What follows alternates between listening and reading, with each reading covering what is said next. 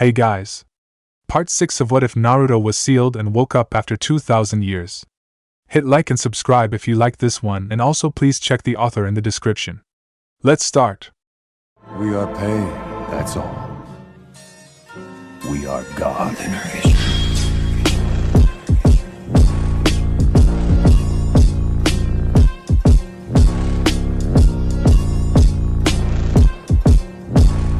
Chapter 19. Danger Ahead. Flee in Terror. Location: Pharaohs. Everyone in the elevator could tell that Naruto was angry.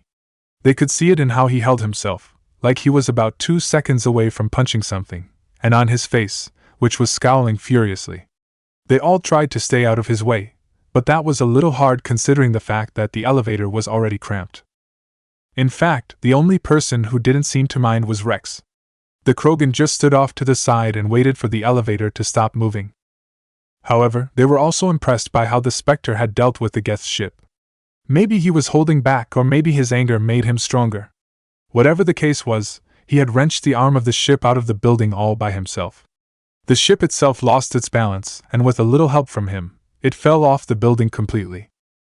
That was when the energy field came down and they were able to get back to the elevator, but not before Naruto questioned Lisbeth again. Luckily for her, she realized how angry he was. She quickly explained what Exogeny had been doing on Pharaohs and why they were studying the Thorian. Unfortunately, that was when Naruto's anger really began to build. To him, it sounded like the beginning of the war all over again, and he would be damned if he was going to let this continue. That was when he contacted Quan Misli. Everyone in there breathed a small sigh of relief when the elevator finally stopped and the doors opened. The first one who got out was Lisbeth. "Mom!" She cried out in joy when she saw Juliana standing nearby, running up and squeezing her tightly in a hug. "Lisbeth?" asked a surprised and stunned Juliana. It seemed almost like a dream, having her daughter back in her arms. Her daughter understood her hesitation. "It's me, Mom. It's me." Once she heard those words, Juliana hugged her back, crying in relief. It would have been a touching screen for everyone, if Zhong's screaming wasn't ringing through the place. Everyone who came off the elevator saw Quan Misli holding one of his legs up in the air with one hand and had a knife in the other. His boot was off and the foot was completely bloody, which matched the knife's edge. "Quan Misli, what are you doing?" Liara said, horrified at the sight. She knew Naruto had contacted her, but she didn't think it would look like this. "What I ordered her to do," Naruto told the Asari. He walked past everyone, right to the hunter. "What has he said?" he asked. "He said he would only talk to you," she replied. "I saw no reason to not let that happen." She traced the knife down the foot, pressing down slightly and drawing more blood. Zhong looked like he wanted to scream, but either couldn't or wouldn't. Naruto didn't blink at the action. "Fine, flip him over." "Yes, sir." She dropped the leg and lowered the knife down. Zhong stood up, but before he could try and make an escape, she kicked the legs out from under him, then flipped him over so he could look at who he was talking to. "Please, don't hurt me anymore," the man begged Naruto, tears spilling out. There was blood dripping down from a broken nose. He truly was a pathetic sight, and probably would have drawn pity from anyone else. But Naruto was not in the pitying mood. He placed his boot on the man's chest, pinning him down. "After what I've found out about what you're doing here, I'm more inclined to throw you over the edge of the skyway," he said with a snarl in his voice. "Keep a level head here, kid," Saiken reminded him. "You need to confirm the information you found. Then you can kill him." "I know how to interrogate someone, Saiken," he told the slug. He had plenty of experience from the war, trying to find out where Obito would strike next. "I did as I was told, that's all," Zhong protested. "We all did." "Not all of us knew what was really going on, Zhong," Lisbeth said, staring accusingly at him. "I had my orders," he replied, his voice rising to a higher pitch. "There was something here incredibly valuable and Exogeny wanted to study it." "Is that you call it to make yourself feel better?" Naruto asked, a hard edge in his voice. "You studied the Thorian?" Juliana was a little confused by what she was hearing. "The what?" she asked, looking at the Spectre. "What were they talking about?" "It's a telepathic life form living under Zhu's hope," her daughter explained, rubbing the back of her neck like she was embarrassed to have kept this from her. "It's taking control of the colonists there." Exogeny knew all along. And they still went with it, Naruto finished darkly, still keeping his foot pressed down. Zhang didn't like the look the shinobi was giving him. I had my orders, he screamed again. It sounded like a mantra for him to repeat over and over again. With strength he didn't know he had, he managed to push off Naruto's boot, surprising him. He sprang up and limped away, trying to put distance between them. You won't get away with this, Zhang, Lisbeth's mother told him, anger finding its way into her voice now that she had realized the truth. He began to laugh hysterically at those words. In case you've forgotten, Juliana, the communications with Exogeny are back up. They want this place purged. The company employees were shocked to hear such a thing come out of his mouth. What did you just say? One employee said out loud. You can't be serious, Zhang. Another shouted at him. Of course I'm serious, he screamed back. Besides, no one is going to give two shits, let alone one, about a couple of colonists. The Thorian is the cash cow here. If we can. Naruto cut him off, grabbing him by the uniform and lifting him up into the air. You would sacrifice the colonists just so you can protect your interests? Are you truly that low of a person? The blonde asked him, baring his teeth in a snarl. A stain had appeared in the nether regions of Zhang's uniform. Yet he didn't seem to notice. It's all that matter, he declared. His voice was still at that high pitch. Who's going to care if some people will be slaves to it? I'll tell you who, no one. I would. He brought him in close so they were all but face to face. Have you never heard of the Fourth Shinobi World War? Regaining some of his courage, which must have been quite impressive due to his soiled state, he scoffed. You mean the one where they tried to stop the supposed infinite Tsukuyomi? That's a myth. Something the shinobi tell us so it makes them look better. It was just another one of their wars. The interval between those words being said and what came next was about 1.5 seconds. In that very small moment, the collective thought amongst Naruto's team about what they had just heard was idiot. What came next sent everyone to their knees. The anger Naruto had been holding in ever since he learned of the Thorian manifested itself into a sense of sheer presence, making them all feel how furious he was. They could breathe, which was a small blessing, but they could not move. It felt like gravity had multiplied tremendously with the presence. It was all they could do to look up at the source of the anger. A myth? Replied the blonde specter in a voice that was loud and angry. He was furious that all he and his friends had been through, all they had done and suffered, was considered nothing but just another war from the history books. Even the Biju were angry with what they had heard. Tell me I didn't just hear that, Shikaku shouted, completely outraged by those words. You heard it right, Shikaku, Matatabi told the Tanuki, sounding no less angry than he was. How dare he? Koko asked, stomping his hooves angrily. How dare he make light of what happened? Naruto, I hope to hell that you're planning on doing something about this, Komiai demanded. You can't just let what he said go like that. Believe me, I wasn't planning to, he replied. I planned to show him how real that war was. His right hand grabbed hold of the top of Zhang's head, holding it tightly with his thumb pressed against the forehead. For a very, very brief moment, everyone saw Naruto's body turn bright yellow, almost like the color of a sun, and feeling something else added on to the presence of anger.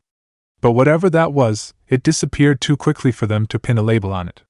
The presence of anger was all that remained. Surprisingly, that disappeared soon afterwards too. What remained was Zhang screaming. They all looked at him and saw him trying to break free of Naruto's grip without any success. There was a look of intense concentration set into the specter's face as he held the man. The screaming went on for about another 2 minutes before finally stopping. The grip that held him aloft disappeared and he fell to the ground.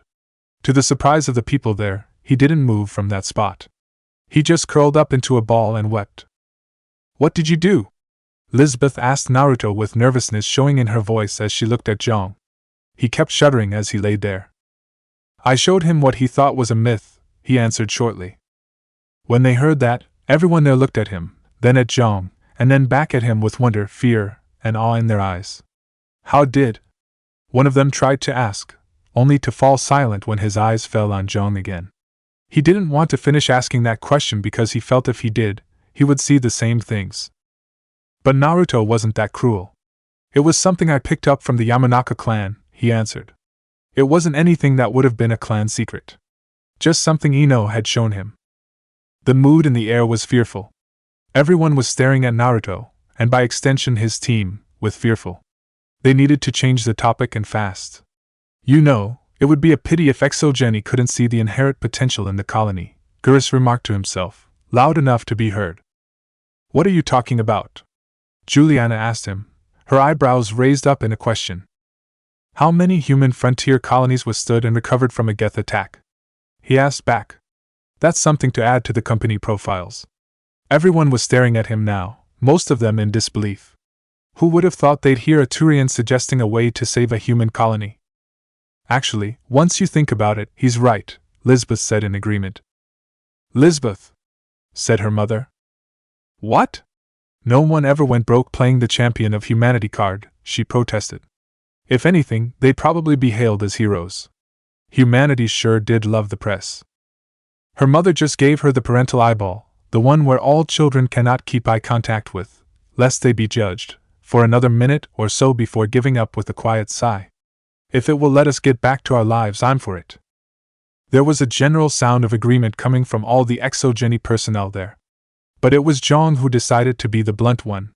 It won't work, he told them all from where he lay. He had uncurled himself out of his ball but still looked rather pathetic. The infected colonists will be a problem to that plan. No, they need to disappear. Naruto whirled around to look at the man when he heard those words, the furious expression showing itself once again on his face. Would you care to repeat that? He asked him. He curled back into a ball in fright. He wasn't the only one glaring at him. You can't just kill the colonists. It's not their fault, Juliana told him sharply. He does have a point, Rex said from where he was leaning against a wall. He was probably the only one least affected by what Naruto did. You leave those colonists there goes the company image. Do you have any ideas of how to get rid of them without killing them? Kaden asked. No. Besides, it would be a pain anyway. Why did you even ask him? Ashley asked the biotic.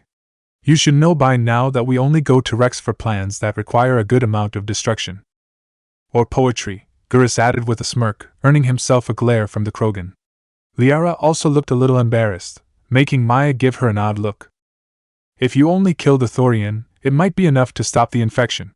Maybe, Lisbeth suggested, hesitating on that last word. And if we're going to do that, how do you propose that we get past the infected colonists? Quan Misley asked her with a raised eyebrow. I don't know, she admitted, looking away from the hunter. But I'm sure there is a way to do it. Of course you're sure. Quan Misley, stop scaring her with your sarcasm and your stare, Maya told her, slightly chastising. She's trying to help. Trying to help is actually suggesting something useful, not trying to help saying things that are completely useless, she replied. Well, she admitted that she didn't know. That has to account for something. True, she admitted.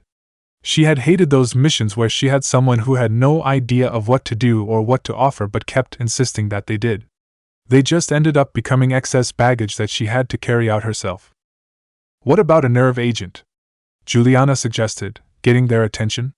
You could use that to safely neutralize the colonists. Like a gas grenade. Lisbeth joined in, seeing what her mother was doing. Releasing a nerve gas might have sounded like a good idea, but Quan Misley knew her explosives and her grenades. Releasing large amounts of nerve gas inside that cramped of a space? She asked rhetorically. We're likely to die from it too. It's not like it's weapons grade. Thank goodness for that, the hunter replied with very heavy sarcasm. Quan Misley, not now, Naruto told her. His anger and fury had calmed down enough for him to actively listen to what was going on. What exactly did you have in mind? He asked Juliana. The insecticide we use at Grow Labs contains trace amounts of tetraclopine, a neuromuscular degenerator, she started explaining. If their nervous systems are already weakened, it may act as a paralyzing agent. We might be able to adapt a concussion grenade to deploy it, Tali offered to the commander. She knew how to do it. While that sounded like a good thing, Naruto didn't know what exactly she had been talking about. He looked at his explosive expert, his question obvious on his face. Quan Misley saw the look and answered him. If we ensure that we keep out of the area of effect and that the nerve agent is quick-acting, I don't see any problem with it. Okay, that made sense. He looked back at Juliana. I take it you've got that stuff handy? He asked. It's over there. We grabbed some when we were escaping. She pointed over to a table that was filled with random things. To be exact, she was pointing at a small, gray case that was off to the side. Tali went over and opened the case. Yeah, this is the stuff, the Quarian announced. How long would it take to make a batch of these antithorian grenades? Naruto asked, using a name that summed them up quite well. It shouldn't take too long if I have some help. Don't worry about it, Commander, Quan Misley spoke before he could ask. I'll help her out. Good to hear, but you're going to have to make them while we move. I want to get those colonists out of harm's way. He turned towards the exit. Let's go. I'm driving. The rest of the team all shared a look as they followed. I hope we don't die, Gurus said quietly. I just hope we don't fly off the edge of the skyway, Ashley replied. They had all heard of the commander's first driving attempt and weren't exactly keen to let him take the wheel. But who were they to try and stop him? Unfortunately, he had heard them.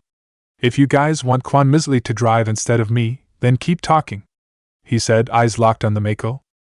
With the exception of the hunter in question, the entire team went completely still for a moment, sharing a look of horror. It was one thing to let Naruto drive. It was another thing completely to let Quan Misley drive, and they had experienced her driving. Between the two of them, he was most definitely the lesser of two evils. The unit knew of its charge's plan. It had to reach the colony first. That way it would be able to provide support if the plan did not work. Fortunately, it had found another route down to the Skyway. By the time its charge made his way to the colony, the unit would be there first. After driving back down the Skyway, which involved running over what few Geth remained, and surprisingly, not flying over the edge, they arrived back in the colony's garage. Everything was quiet as they climbed out of the Mako. That made them nervous. I don't like this, Maya declared, looking around with her rifle. If the colonists were infected, they would have tried to block us out. But I don't see them anywhere. Every single one of her swagman-trained instincts was telling her something was wrong. The last time she had felt this way was during that mission. You're thinking along the lines that the colonists have enough free will to make a basic defense, Gurus told her, as he came up beside her. The team made its way carefully to the elevators. But I'm willing to bet the Thorian doesn't think like that. As they approached the elevator, they saw the doors open from afar. Can Shinobi telepathically summon things? Liara asked, looking at both Naruto and Ashley. It sounded like a foolish question, but it was the only one she could think of. No, we can't, Naruto replied, drawing his pistols. I think we're about to have some company. Everyone did the same as he did, readying their weapons and pointing them at the elevator. When the door opened, what they would later describe as mummified zombies stepped out. The creature in the front saw them, gave a long mournful sound, and started running towards them. They wasted no time in opening fire.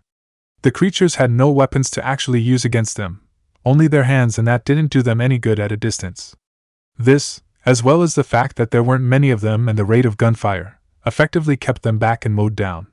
This seems to be going okay, Caden remarked over the gunfire, stopping to throw his biotics at the creatures. Don't jinx us. We don't need it right now, Ashley told him, her hands flipping through hand seals before breathing out a Katon Jutsu, burning a few of the creatures. Please focus on shooting these things, Naruto told them both, keeping his rate of fire going. Sheesh, you think people would be a little more focused. You're right about Uhei. I think that one creature's hands are bigger than the others, Kurama said, suddenly switching the topic of the conversation. Really? Asked Sun. They seem to be the same size to me. No, they're bigger, I'm telling you. You just have to look at them at the right angle, the fox insisted. We can hardly do that when he keeps moving around like that, Isabu commented as he joined the conversation. Yeah, you're right about that. Naruto, could you please be a deer and make him stop?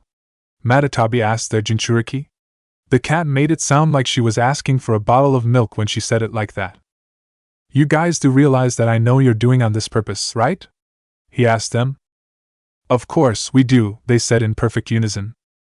I thought I told you to stop that. Stop what? Knowing that he wasn't going to win that little argument, he just stifled a growl and kept pouring on the gunfire. The creatures were all but dead by then, and his increased fire finished them off. But that didn't mean they were all done. "Hey, are those people up there?" Liara asked, looking up at the elevator. The rest of the team looked up and saw that there were 3 people just standing there, with pistols in their hands. "Those are some of the colonists," Quan Misley said, recognizing the one on the left. She had talked to him while they had been in the colony. "They must have been in the back of the elevator," Rex said, keeping his finger on the trigger. He noticed that the colonists had already taken up a position behind a small cluster of barricades. The colonists stared at them, as if they didn't know who was standing below them. Then, they started to raise their guns. Naruto saw the same thing. "Tali, grenade, now!" he barked, holstering his guns. Once the batch of grenades had been fixed, Tali had been the one who decided to carry them. "Coming at you," she told him, already tossing a grenade at him. He snatched it out of the air. "Thank you," he told the Quarian, keeping his eyes on the target. Once he was sure of the angle and the distance, he tossed the grenade up into the air. When gravity took control of the grenade, making it fall back down, Naruto spun into a kick and sent it flying right at the colonists. It didn't hit any of them, and at the speed it was flying, that was a mercy. Instead, it hit the tip of the barricade just off to the side. But it was enough to make it release the gas stored inside. There was a cloud that enveloped the colonists, obscuring them from sight. But while the team couldn't see them, they could hear them collapse. "Whoa!" Liara couldn't help but say. "That was impressive." "I know," Naruto replied. It was said without any indicators, but they could all tell that he had just bragged a little. "If you're done showing off, perhaps we could check to see if the colonists are still actually alive?" Rex asked the blonde pointedly. "Good point," he admitted after a moment of silence. "I should hope so." Maya was the first to reach them. Kneeling down beside all 3 of them, she quickly checked their pulses. "They're still breathing," she finally announced, getting back up. "It was like Juliana said, they just became paralyzed." "Well, we know the stuff works now," Gurus commented. That was a relief. "If you were worried about it, you should have said something earlier," Rex said. He sounded a bit annoyed with the Turian's words. "Give me a break, Rex. Were you this grumpy as a child to your parents?" That turned out to be the wrong thing to say, as Rex turned on him with a glare that was quite impressive. It was nothing in Naruto's league, but it was still impressive. "Don't ever speak about that again," he ordered him, his voice a rumbling growl. Okay, sorry," the former CSCC officer said. Even though they were on a mission, he had no doubt that the Krogan would shoot him if he kept it up. Tali reached the elevator and opened it. Once everyone was inside, the door closed. They all waited silently as the elevator traveled downwards. They were all thinking about what was coming next. Some were thinking about what the colonists were going through. The others were going through their mental map of the colony, trying to remember weak points and defensive positions. When the elevator stopped and the door opened, one of the creatures was there, waiting for them. Tali immediately raised her shotgun and fired off 2 rounds. The creature's head exploded and the body fell to the ground. "Take that, you Bosch Tet!" she crowed as she stood over the body. "Nicely done, Tali," Naruto told her as he stepped out of the elevator. "But don't go celebrating just yet. We're still in the thick of things." "Yes, sir," she replied, falling in behind him. The team started for the staircase, only to find more of the creatures and a few more colonists around the corner. While the team shot the creatures, Naruto lobbed another grenade overhead so it landed right between the colonists. As the last of the creatures fell, so did they. The only difference was that they were still alive. Maya looked down the stairs. "We've got more of those creatures down below," she reported. "And they're coming this way." They appeared practically as she finished. "Ash and Gurus, line up your shots," Naruto ordered. "Rex, Kaden, and Liara, stand by with the biotics." Ashley and Gurus took a knee, lifted their rifles, and began taking shots. They took down a good number of the creatures, but they kept coming. When they finally got too close, the biotic users pushed them back and then joined the fray. Their combined efforts took the creatures down faster. "Hey, that was my kill!" Gurus complained to Rex, whose biotics knocked the head of the creature he was aiming for. "So?" Rex asked back with a bite in his voice. His use of biotics was aggressive, even for a Krogan.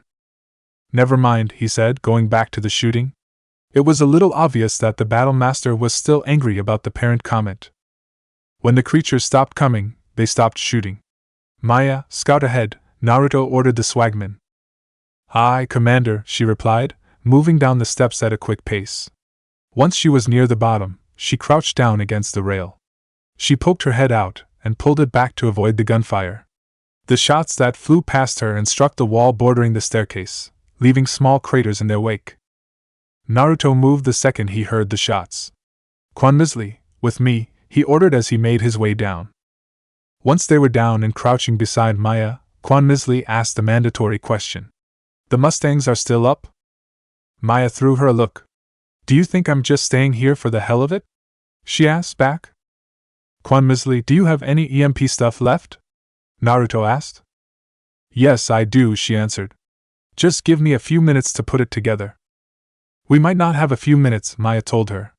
I saw some of those creatures waiting just beyond the entrance, and if I had to hazard a guess, they saw me and are coming this way. Diablo's balls, she swore at that piece of news. Naruto could almost tell what they were talking about. If they tried firing from their current position, the angle they would have to lean out at would be far enough for the Mustangs to get a good lock on them. But there was something missing for him as to why that would be a bad thing. Thankfully, he knew what to ask. How good are those turrets anyway? It's most likely that whatever shield you have will be torn to shreds within a matter of minutes, if not seconds, Maya answered. But that was 10 years and shields have definitely improved since then. You're forgetting that he's not wearing any shields, Quanmizli objected, gesturing slightly at him. The swagman frowned. Oh yeah, she said to herself, remember that part of the problem. She looked over at him. You know, sir, you should really take care of that soon. One of these days, you're likely to end up dead because you didn't have any shields. He couldn't help but snort in derision at those words. The day I die from a lack of shields is the same day I'll admit I thought Sasuke was kinda cool in the academy, he told her. I thought the two of you were rivals since day one, she said in slight protest. She had taken shinobi history while she had been in school, and one of her favorite things to read about was how her commander and Sasuke Uchiha acted with each other. Was he saying that was all a lie? He quickly changed the subject. That's not important right now. Look, I've got an idea. Maya, you keep Quanmizli protected from this side while she makes her EMP. And what will you do? I'll move to the other side and protect her from there. The other side of the staircase made for less of a threatening angle. If he moved, he could easily fire on the creatures without being targeted by the Mustangs. The downside was that the creatures would see him and go straight for him. Well, Risks and I are on a first-name basis anyway, he thought as he readied himself to move. Don't I know it, Kurama grumbled to himself. It was a wonder that his Jinchuriki hadn't killed himself by now with all the risks he's taken. He moved to the other side, raising his guns up and taking aim as he did. The creatures were already coming towards them. Once they saw the open target, they turned their attention onto him. He didn't waste time in opening fire on them. Thanks to him having their attention, Maya sometimes was able to poke her rifle out and take a few shots. All the while, Quanmizli was rigging her EMP together. Hey Naruto, have you considered calling the others in? Sun asked him. He quickly glanced at the rest of the team. They were still standing at the top of the staircase, looking down at the scene. No. If I did, it would get a little too crowded down and that could kill us, he silently replied. Would that be all of them? Or just one of them? He didn't say anything for a couple of seconds while he kept on firing. You have a point, he finally conceded. One more person would not kill them. Thank you, I do try, the Yambi said with a smug smirk on his face. Wipe that smirk off your face, he ordered the gorilla. The last thing he needed at this point was a smug Biju. Kami knows how many times he had to put up with Kurama being like that. But before he could even signal someone, Quanmizli's hands stopped moving. All done, sir, she announced, holding the EMP in her hands. That's good, but unless you have a good aim from this angle, there's no way you'll be able to reach the turrets. Those creatures are taking up way too much space, Maya told her after pulling her head back from taking a shot.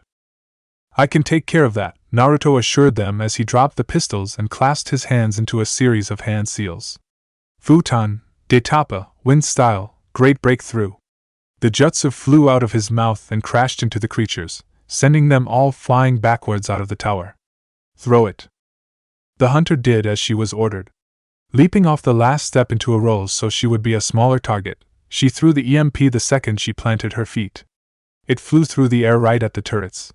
As soon as it was between all four of them, she pressed the trigger. Naruto had been expecting some sort of shockwave to appear when the EMP was activated. Instead, the thing just fell to the ground and the turrets deactivated. Well, that was anticlimactic. What were you expecting? Some giant shockwave that would knock you on your ass? Asked Kurama. I was expecting a shockwave, that's all. Can I be a little disappointed? No, grow up. This is coming from the fox who acts like a child whenever the words cured meat is said. Cured meat? Where? Where is it? The QB demanded, looking around excitedly and sounding childish. And as he did this, the other 8 Biju just watched and snickered. I rest my case, Naruto said with no small amount of satisfaction. I hate you, he said after realizing that there was no cured meat to be found. He also glared the rest of the Biju to death once he heard them snigger. Love you too, Fox. He stood back up and signaled the rest of the team to come down the stairs. All right, the turrets are down. We can push ahead, he told them. Tali, give me the rest of those grenades. She looked at him with a small amount of confusion but did as she was instructed anyway. Instead of taking them, he folded his hands into a hand seal and created a small squad of clones. You 3 will use the grenades, he said, pointing at the 3 clones in question, taking the pouch from Tali and handing out the grenades to them. The rest of you will protect them from the creatures. Once you're done, dissipate yourselves. You got it, boss, one of the clones on protection detail told him. Get to it already. They saluted and charged into the colony, leaping away before they could even be fired on. The next few minutes, all the team could hear was the sound of gunfire, the creatures moaning, even when being struck down. And the hiss of the nerve agent being released. That last one could only be heard for those in the team who had been trained to hear such slight details. Once the sounds had stopped, no one moved. Liara and Tali wondered why they hadn't. The others knew. Silence could be a deceptive thing on a battlefield. Good thing Naruto knew what was going on. The clones gave us the all clear, he told them. Now they could go. As they made their way through the colony, they found the colonists collapsed on the ground, paralyzed but alive. You do good work, Rex told the blonde approvingly. You mean my clones do good work, he replied. The Krogan shrugged. Same basic principle. You're the one who did the work. Something like that in my arsenal? I'd be able to make a good deal of cash. You would need chakra first, Rex. And the last time I checked, Krogans don't have that ability, Ashley reminded him. I'm not making a fuss. I'm just pointing out the fact. Hold up, Maya said aloud from the front, making everyone stop. We've got incoming. They readied their weapons. I thought you said that your clones gave us the all clear, Kaden said to Naruto. They did, he replied. Whoever's left must have hid from them. Next time, he was going to make sure that the clones check everywhere. Much to everyone's surprise, FAI Dan approached them. The surprise soon disappeared when they noticed that he was holding a gun. I tried to fight it, but it gets in your head, he said, half to himself and to them. You can't imagine the pain. FAI Dan, put the gun down, Naruto told him. He signaled the others to wait and approached the man. He kept his hands empty but close to his kunai and a gun. He looked around at the colony almost in a daze. I was supposed to be a leader. He saw some of the paralyzed colonists. These people trusted me. You protected them. You are a good leader. From what little he had seen of FAI Dan, he was the kind of leader people prayed to get. The leader of Zhu's Hope raised his gun, pointed it at the blonde. His grip was unsteady and the gun shook. It wants me to stop you, but I won't. As he said those words, the shaking the gun was going through seemed to stop. Naruto's eyes widened when he realized was what FAI Dan planning to do. Don't do it, he said, his voice taking on a pleading tone. Don't do it, FAI Dan. Just put the gun down. He didn't seem to hear him. I won't. He lifted the gun to his head. He would have pulled the trigger had Naruto not appeared in front of him and grabbed the gun. They struggled for control. Naruto was slowly winning, forcing the gun downwards, inch by inch. He also noticed FAI Dan's face. The pain was disappearing. He's coming back, the Spectre thought. If he made one more push. FAI Dan, let me help, he said to the man. It proved to be the wrong thing to say. The pain appeared on his face again, and he kicked Naruto away. When the blonde skidded back, the gun was pointed at him. The moment held a tense air. Then Fai Dan pointed the end at his head again. "I am not a slave!" he shouted in defiance, pulling the trigger. Naruto could only watch as the shot rang out and the leader of Zhu's hope fell to the ground. In his own way, he respected the man. He held on until the end and chose to end his own life then be a slave. But he also knew he could have saved the man. He failed. Damn it, he silently swore. "You tried, Naruto. You tried," Kurama told him. "I don't need that right now, Fox," he replied shortly. He looked back at his team. "Will someone find the way to get beneath the colony?" he asked them. Lisbeth told them that the entrance to the Thorian had been covered by the crashed freighter. "I think that would be the console for it, sir," Tali said, pointing at a nearby console. Without any further orders, she walked over and began typing. Once she was done, a section of the freighter lifted up off the ground, the small hum of it moving filling their ears. Once it was in the air, the staircase hidden beneath was revealed.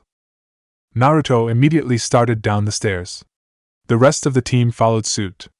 They found themselves in a stairway that kept turning at right angles before a new flight of stairs went downwards. Deeper and deeper they went, ever going to the right. The further they went, the more they could all see Naruto's anger was getting bigger and bigger with every step he took. Whatever they were going to find at the bottom was something that had gotten the blonde's full and undivided attention. That wasn't a good thing. They got their answer to that when the staircase finally ended, going left instead. Beyond that was a short corridor that led into a circular hall with multiple levels. What was in the center of that hall, hanging over the open air, had their attention. "Holy shit," Gura said as he gazed up at the Thorian, drawing the two words out. Everyone could agree with that sentiment. The Thorian didn't exactly look like a plant. If anything, it looked like a caterpillar stopped halfway through making a cocoon. Tendrils stretched out from the main body, holding it aloft by attaching themselves to the walls. Slime dripped off the body and into the abyss-like pit beneath it. But what truly disturbing to look at was the fact the so-called plant had something that looked like a face and a mouth. The latter was shielded by tendrils. "That is something I have never seen before," Rex declared. Considering how long he had been living and how long he had been wandering around the galaxy, that was saying something. "You've got to wonder how old that thing is," Liara said as she stared at it. She was equally awed and disgusted. "Probably older than the commander, Shalia," Maya said with a whisper, standing next to her.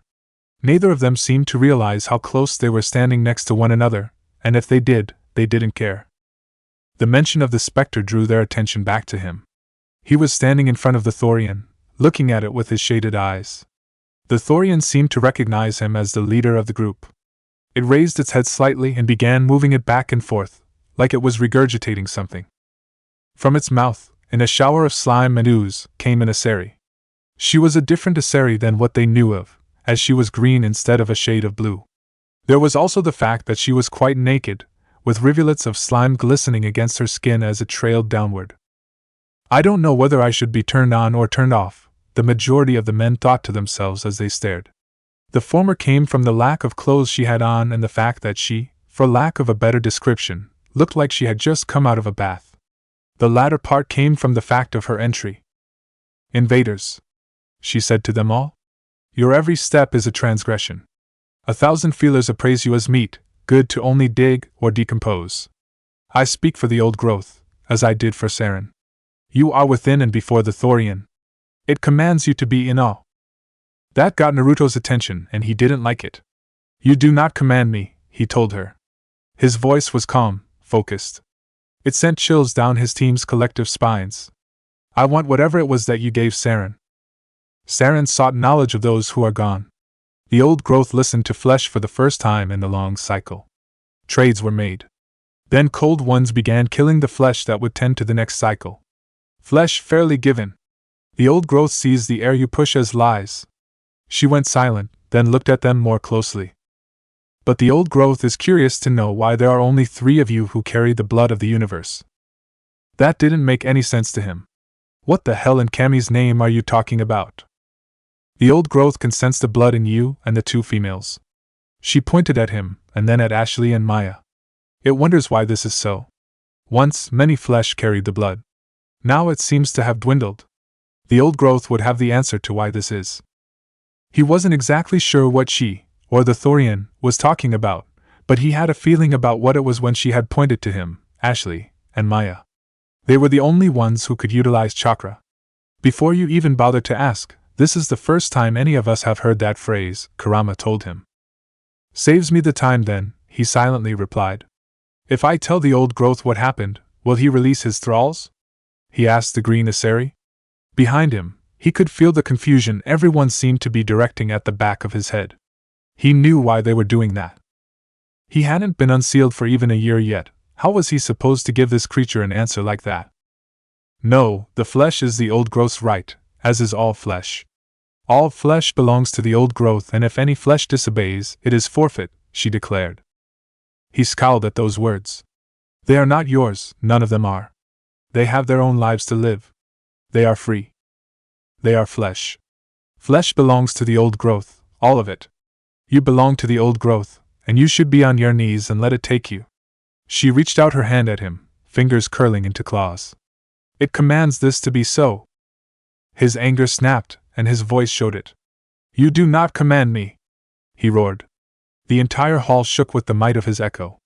And then he transformed, showing his team what they had glimpsed at the Exogeny building. His body turned into that bright yellow. Where it wasn't yellow, it was black. His coat began floating in the air as if a gust of wind was passing, or if it had a mind of its own. The bottom became frayed and ragged. Circles adorned his shoulders and back as well as on his hands and feet.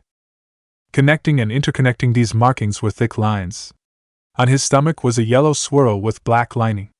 6 black magatama adorned the collar of his coat, 3 on each side. Around his neck were 6 yellow magatama.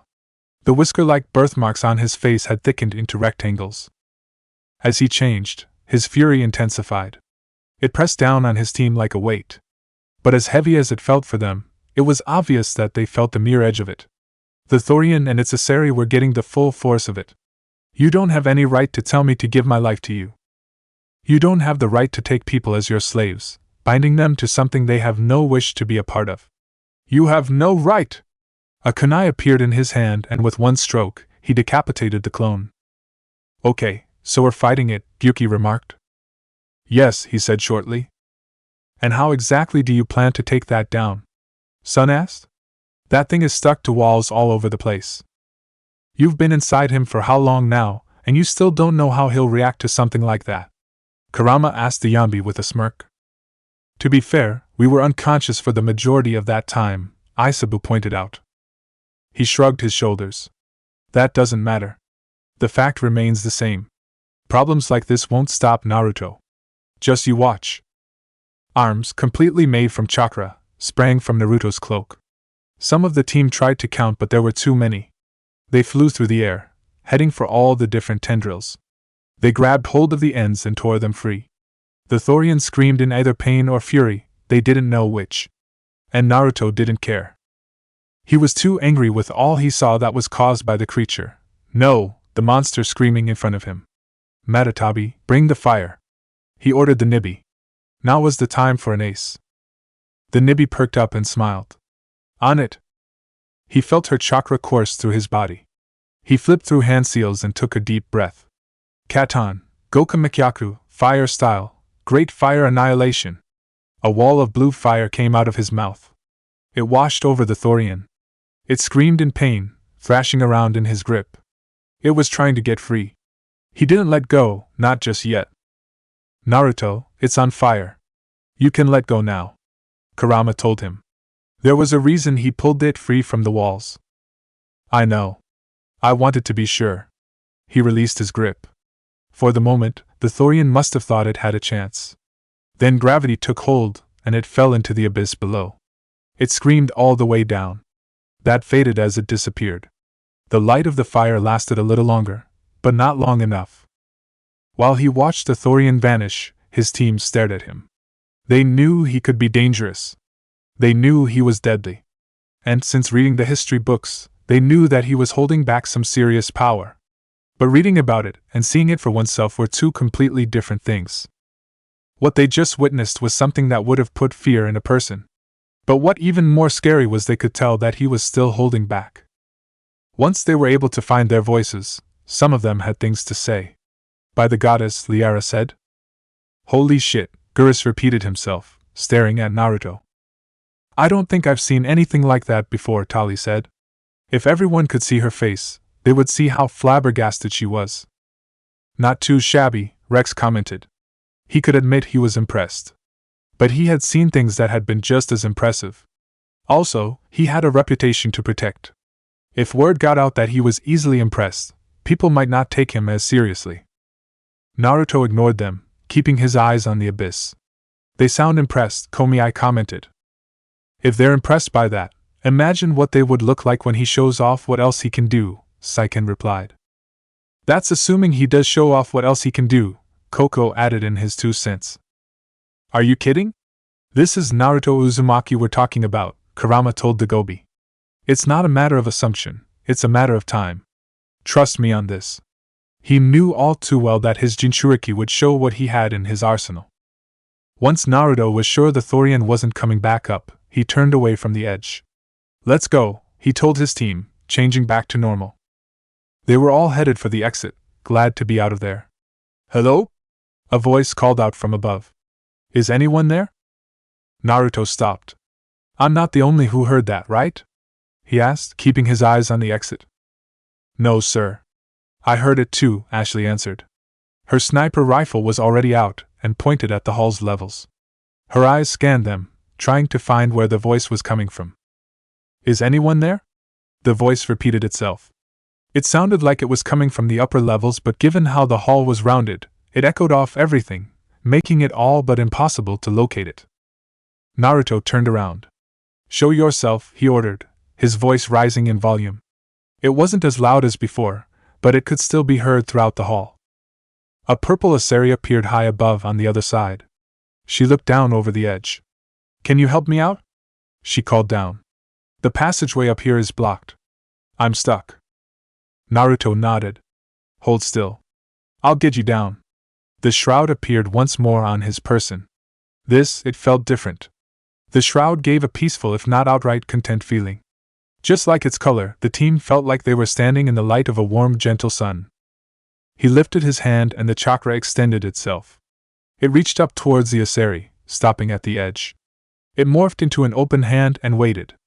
The Asari stared at it for a moment, then looked down at them again. What exactly should I do with this? She asked, edging away slightly. Just let it take hold of you, Naruto told her. I know what I'm doing. Trust me. Okay, she said hesitantly. She stepped closer to the hand and waited silently as it closed around her. The grip was surprisingly gentle as it lifted her up and brought her down. You've certainly gotten better at this, Gyuki commented. He remembered the days when betraying Naruto. The difference between then and now was impressive. Thank you, he replied. He carefully brought the Asari down to their level, sitting her down beside him. Its job done, the shroud was dismissed. As he looked the Asari over, he noticed she was an exact copy of the Thorian clone. The only difference was skin color. She looked around, eyes wide with happiness. She looked down at her feet. They were on solid ground. I'm free. I'm free, she said, so glad for that. She looked back up at the blonde. I suppose I should thank you for releasing me. That might be true, but Naruto wasn't going to hold against her. Are you okay? He asked instead. I'm fine. Or I will be in time. She looked over at the others. Once she saw the other Asari, her eyes widened in surprise. She knew her. Mistress Liara? Everyone tensed up at those words. Liara started to channel her biotics. But then she looked at the Asari more closely and stopped. Shirala? She asked back, surprised. You know her? Maya asked her, keeping her gun ready. Everyone else had done the same as they looked at the second Asari. She nodded. I do. She's a commando who served my mother when I was a child. The last time I checked, she was still serving my mother. Well, that answers that question, Rex said, raising his shotgun. Kill her. Wait. Shirala pleaded, rising her hands up into the air. Please let me explain. Why should we? Naruto asked her, his hand gripping a kunai. One quick throw and it would be buried in her forehead. Do you even know why Matriarch Benezia joined Saren? It was so she could guide him down a gentler path. She foresaw the influence he would have and wanted to change that. But she lost her way. He regarded her for a couple of seconds. What she said made sense, but not enough. You've bought yourself 5 minutes, he told her, holstering the kunai. Start talking. Are you telling us Saren can brainwash people? Benezia underestimated Saren. Everyone who went with her did. We came to believe in his cause and his goals. The strength of his influence is troubling. My mother is one of the most powerful matriarchs out there, Liara said in small protest. How could Saren manipulate her? He has a vessel, my lady, she told her, becoming a little more respectful. An enormous warship unlike anything I've ever seen. He calls it sovereign. It can dominate the minds of his followers. They become indoctrinated to Saren's will. The process is subtle. It can take days, weeks. But in the end, it is absolute. It was chilling how she spoke of it, making it sound so easy. I was a willing slave when Saren brought me to this world. He needed my biotics to communicate with the Thorian, to learn its secrets. He offered me in trade. I was sacrificed to secure an alliance between him and the Thorian. After he had what he wanted, he betrayed the Thorian and ordered the Geth to erase all evidence of its existence. Saren knows you are searching for the conduit. He knows you are following his footsteps. He attacked the Thorians so you could not gain the cipher. What is the cipher? Naruto asked. The beacon on Eden Prime gave you both visions. But the visions are unclear, confusing. They were meant for a Prothean mind. To truly comprehend them, you must think like a Prothean. You must understand their culture, their history, their very existence. The Thorian was here long before the Protheans built this city. It watched and studied them. When they died, it consumed them. They became a part of it. So Saren wanted to know how to think like a Prothean. Geras summed up for everyone there. You gave it to Saren. Can you do the same to me? Naruto asked her. She nodded. Yes, I can do that. Then do it. Location, the Normandy. They gathered in the calm room after they left Pharaoh's. As they sat, Liara looked over at Naruto. Commander, are you okay? You look pale, she told him. Are you suffering any ill effects from the cipher? It was a little intense, he admitted. Shirala had given him the cipher the same way she gave it to Saren, through a mind melt. It was a brief union, but he saw a lot, more than the beacon on Eden Prime. But he couldn't understand any more of it. She realized what the problem might be. The mind meld with Shirala was too brief and he didn't really know her. There was a way to fix that. She just had to suggest it. Do you want me to meld mind with you? She offered hesitantly. This was her area of expertise, but it still felt a little embarrassing to offer this to someone. He stood up from his chair and nodded. Go ahead. She stood up and approached him, her gait unconsciously becoming sensual. Relax, Commander, she told him, holding his shoulders. Embrace eternity.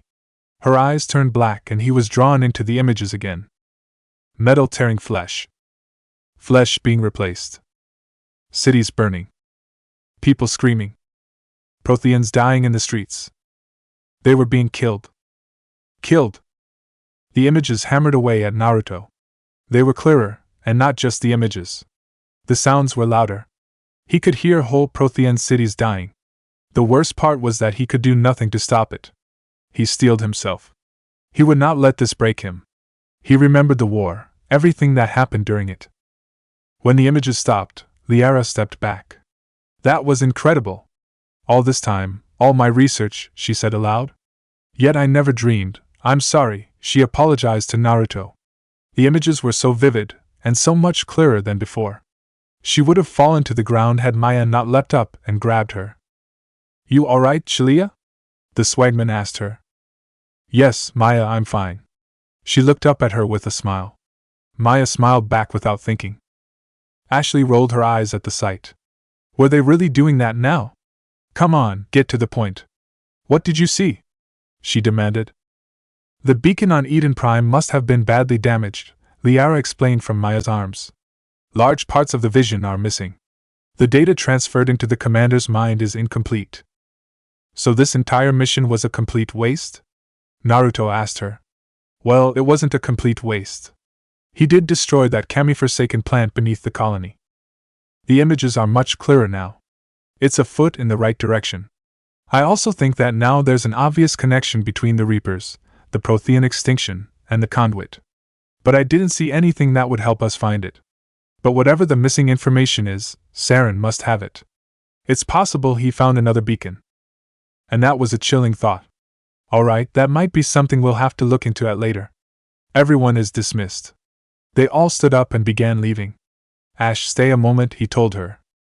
She stopped in her tracks and waited for the others to leave before turning to face him. Yes, sir? What exactly was your problem with Al? He asked her, locking eyes with her. She kept her eyes straight, almost like she was looking right through him. I thought you didn't want to know, sir. I told you to leave it until later. It's later. What was your problem? They hadn't found Al after the Thorian had been killed. She had looked pleased when she heard that. She didn't say anything for the longest time. My grandfather was General Williams, the man who led the defense against the Turians on Shanxi, she began. Her hand gesture around them. This ship was named after what he did. That was something he did not know. Really? She nodded. The Normandy line was the perimeter of the Alliance HQ. Despite whatever you might have read about the First Contact War, the truth of it was that the Turians were pushing the Alliance forces back. But when they crossed that line, my grandfather counterattacked and drove them off-world, even attacked the ships trying to lay down cover fire. And for his reward, the brass punished him. Her voice turned bitter. Naruto was honestly surprised by that. What? Why? The man did what he was supposed to do, defended the planet. In order to push them back, he had to sacrifice something that should have warranted his immediate death. But since they couldn't kill the man who drove off the enemy, they decided to go with a lesser punishment, blacklist his family. As she talked, her face turned into a scowl. My dad got passed for promotion over and over. He busted his ass to be recognized, but he never made it past serviceman 3rd class. The scowl disappeared, replaced by a sad smile. When I made Chunin, the first thing he did was salute me. He was proud of me that day. As any father should be, he told her. But what was that something? She fell silent, the smile disappearing. I don't know, they never told us. All we know is that he did something wrong. Once peace was made, they took him back to Earth, quietly demoted him, and stuck him behind a desk. He retired a year later and spent the rest of his life working construction. And what does Al have to do with all this? The scowl returned in full force. He and the Kalbas he commanded were supposed to hold the Normandy line. When the Turians hit them, they broke and ran, leaving the way to the HQ unblocked. If they hadn't ran, my grandfather probably wouldn't have done what he did. She knew that for a certainty. I see, he said quietly. Thanks, Ash. You're dismissed. Sir, she saluted him and left. Commander, the Pharaoh's report has been sent, Joker spoke over the intercom. Do you want me to patch you through to the council? Yes. He turned to face the screen. Within moments, the council appeared. Commander, Exogeny should have told us about the Thorian, Tevos told him almost as soon as she appeared. It would have made your job a lot easier. You might have been able to capture it for study instead of destroying it, Valen remarked. He made it sound like he killed something relatively harmless, not something that could have been massively dangerous. Hell no, Naruto replied instantly. I had to face that kind of potential horror once before. I won't let anyone else go through it again. He might not have been put through the infinite Tsukuyumi, but just hearing about what it would was enough to send a chill up and down his spine. Perhaps it's for the best, then, Tevos agreed. At least the colony was saved. Of course it was saved, Spiratus remarked. Uzumaki would go to any lengths to help a human colony. You're wrong there, the blonde told the Turian. It would not have mattered if it had been a human, a Sari, Solarian, Turian, Krogan, or any kind of colony.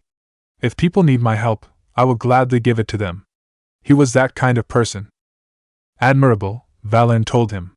But sometimes specters have to make sacrifices. I hope you're willing to do that when the time comes. He looked at the hologram of the Solarian right in the eyes.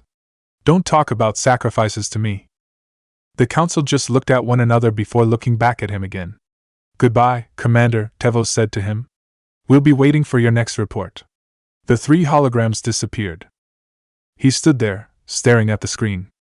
Did they really know what they talked about? Sometimes he had to wonder. Then again, he did that with politicians before he had been sealed. He left the comm room and his feet took down to the second deck. He had another lesson with Anderson to get to. As he passed the mess table, he noticed that only Rex was there. Rex, about what Chris said about your parents, he began when he stopped. The Krogan looked up at him. What about it? He asked back. He could tell Gurus to never talk about it again, but it would be a little harder to do so with the commander. Does it have to do with why you don't want to help the Krogan? He stayed quiet, looking the blonde directly in the eye. Why do you want to know? I can't know my friends? Friend, huh? The battle master thought to himself. That's a new one. But the humans sounded honest, so why not? I was head of a small tribe once. We were trying to restore order after the war, but the other tribes were against us. They followed Jared, one of the few warlords who survived the war with the Turians. But he was old, and so were his ideas. He wanted us to keep fighting, and it didn't matter to him who we were fighting. I take it that's not what you wanted? Naruto asked. He nodded curtly. We didn't have the numbers to go to war. Even if we did, the genophage made sure we couldn't replenish our numbers fast enough. We had to focus on breeding, at least for one more generation. For a while, we were getting through. Some of the tribes were coming around. His face turned grim as he continued. But Jared didn't like that. He arranged a crush with the tribes. A meeting on neutral ground, he explained when he saw his puzzled expression. He wanted to talk. We met at the hollows, near the graves of our ancestors. The skulls of our dead laid bare to remind us of where we came, and where we all go. It's as scared as any Krogan place can be. Violence is forbidden. You must have known it was a trap. He knew enough of history that when it came to traps and ambushes, sacred places don't matter. Hell, even when he had been an academy student, he would have been able to tell it was a trap. I did. But when your father invites you to a crush, well, there are some laws even we hold sacred. That shouldn't have been a surprise, but it was. He was your father? He couldn't not help but ask Rex. Yeah, he was. We talked. That's about it. When it was clear I wasn't going to join him, he gave the signal. His face darkened as he remembered. His men leapt from the graves of our ancestors like Krogan undead. The few who were loyal to me died quickly. I escaped with my life. But not before I sunk my dagger deep into my father's chest. That is why I left, and why I'll never go back. He looked at the human. Are you going to judge me now? But Naruto shook his head. No, I won't do that. I wanted to know and you told me. If anything, I respect you more now. You respect me for killing my father? That's definitely one I haven't heard before, he said with a snort. Most people look at him with disgust on their faces when they learn of it. No. He chose to see it differently. I respect what you were trying to do. You were trying to make your own will of fire. He paused and thought about that word choice. But it's probably more like will of Krogan, he amended. Will of Krogan? Rex repeated. They sounded odd. You come up with the weirdest things, Uzumaki. Why should it be weird? You were trying to protect the future of the Krogan while others just gave up on it. That's because we're not saviors, we're fighters. And you were fighting. You were fighting to protect your own race. You shouldn't have given up on that. Well, it's too late to try now, Rex said grumpily. If any of Naruto's old friends were around, they would have noticed the stubborn glint beginning to form in his eyes. Rex, it's never too late. All you have to do is try again. That was what he had done when he started working on the seal. If he had given up after the first try, Kami only knows how long the war would have dragged on for. If you say so, he said to the blonde, looking back down at his meal. He wasn't inclined to believe what he had just heard, but the words struck something within him. It sounded like the words of an idealistic fool, but Naruto was no fool. What happened on Pharaohs proved that. When he thought about the events on Pharaohs, he realized something and began to chuckle. He looked up and saw the blonde walking away. Hey, Uzumaki! He called out. What? Naruto called back, coming to a stop before the captain's cabin. You do realize that since you killed the Thorian, you took back the title of oldest fucking thing in the universe, right? He asked with a very Krogan smirk. The blonde just stared at him for a moment, and then started spewing curses and insults that impressed everyone within earshot, even him, and that's hard to do when it comes to insults. The cursing continued even as he walked into the captain's cabin and the doors closed behind him. The unit did not follow its charge directly from Pharaoh's. It stayed behind to ensure the enemy did not leave a presence. It had taken out most of them in the exogeny building, thereby ensuring its charge's continued pace. But there could be some left over. Also, it made sure that the old man it had killed was found and treated with respect. It paused as it flew the ship, following the Normandy. Did it feel regret for kill the old man? It was the logical decision, considering all the factors. And yet, the unit wondered if it had to be. In the end, it didn't matter. The old man was dead and was being taken back to Earth for burial. It could follow its charge and maintain its silent protection. Codex Entry, Techniques Agam Seals. Most Alliance nations have developed their own method of performing sealing jutsu, the island kingdoms and the Great Jungle being the exception. The elemental nations have Fuin jutsu, Midgard have runes, and the monks of the mountain have mediation chants. But not too many people are aware that the frontier once made use of sealing jutsu. Agam, an early low frontier word meaning point seam, is a written language that earned its name because it was written on lines, and the letters would be represented by points and slashes on that line. Every point and slash direction has a meaning, and was originally used primarily on trees to communicate between troops. When the first Iron King, Michael I, united the frontier under his rule, see Iron War, there were varying tribes, see Fianna tribes, who opposed him. Their druids were known to make use of a special kind of sealing not too different from Midgard runes, but are more based on vegetation and natural phenomena, such as flooding rivers or causing earthquakes. The druids would show their mastery over it by infusing their words with chakra and fighting the Iron King's forces to a stalemate. This was the main reason why the Iron War lasted the better part of 2 decades. But then it became clear that Michael I's persistence was proving to be even greater than their mastery of Agam. When the war had ended in victory for the Iron King, their method of sealing had been largely forgotten. Agam was declared an obsolete written language. The Order of Druids was forcibly disbanded and the majority of its members executed for crimes that included human sacrifice.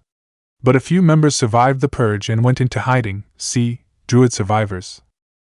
It wasn't until after the War of Three Flags that a reinterest in Agam had been sparked and the use of chakra was being taught to all members of the Human Alliance. Seeing an opportunity, the descendants of the last druids came out of hiding and presented their knowledge to the Alliance, which accepted it, and them, with open arms, even permitting druids to openly practice again, with some changes, see Druidic Resurgence. Nowadays, the frontier primarily uses Agam to write coded messages to their allies, but some in both the frontier and the Down Under are making use of its power as a means to keep up with their jutsu-inclined neighbors, rumor has it. The kangaroo and bear contracts were written in Agam so that only those of House Ursity and the Clayton family can understand it. Chapter 20. The Right Way to Settle a Debt. Location: the Normandy. Naruto sat at the mess table, eating. The hunt for Saren had gone cold after Pharaoh's and things had begun to get a little tense aboard the ship. Luckily, Hackett had called and asked Naruto to help the Alliance. There were a number of Geth outposts in the Armstrong Nebula they were trying to get rid of. Hackett advised him to keep his team down to a reasonable number, which he read as no more than 5, and to Alliance personnel. Naruto ignored that last piece of advice. It was his team. He chose who went and who didn't. What he didn't know was that Tali would be going. Hackett might have disapproved had he known, but the blonde was smart enough to know he was going to need a hacker. And since they were dealing with the Geth, that was right up her alley. Once the Normandy arrived at the nebula, they spent the better part of 2 weeks helping out Alliance squads attack the outposts. Each time happened along the same lines. That was because the Geth built their outposts exactly the same way. The only thing that changed was how he swapped out his teammates when they got tired or too injured. Personally, he felt like he was back in the war. Which meant he didn't stop until it was done. He stayed on the ground and in the fight. But while his team were attacking the outposts, they also learned culture. Naruto spent time with people who were from Earth's other lands, happy to hear their stories. Geras got into a shooting contest with a cowboy and a chosen man, who won was debated throughout the entire campaign.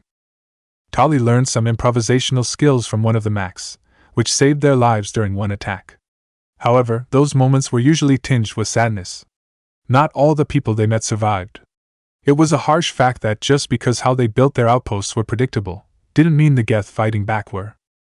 It stuck with Liara the hardest.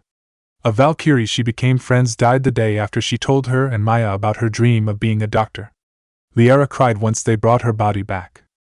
It was the last outpost where they finally found something worth all the trouble. After destroying all the Geth, they searched the building. Tali found a console that was protected and begun to hack it. Once she had gotten through, she and Naruto were the first to read what was there.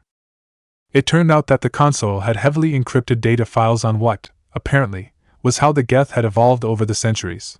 Whatever those details of evolution were, they just couldn't find out. With some help from Anderson through the comm, Naruto downloaded the files into his Omni tool. Once back aboard the Normandy, Anderson helped him through the process of sending it off to the Alliance and the Council. And now, he was here eating a meal in silence. Or at least, silence to his ear. Finally, that crap is over with, Sun declared happily. I was bored the entire time. You were just bored because he didn't call upon you or your power during the mission, Koko told the Yambi. He had the perfect opportunity to do so on that second one. For the love of Kami, they had built the thing right beneath a volcano. A dormant volcano, Matatabi reminded him, joining the conversation. Like that would have made any difference. He could have easily activated it if he had just used my chakra, he replied. Yeah, that would have gone over well.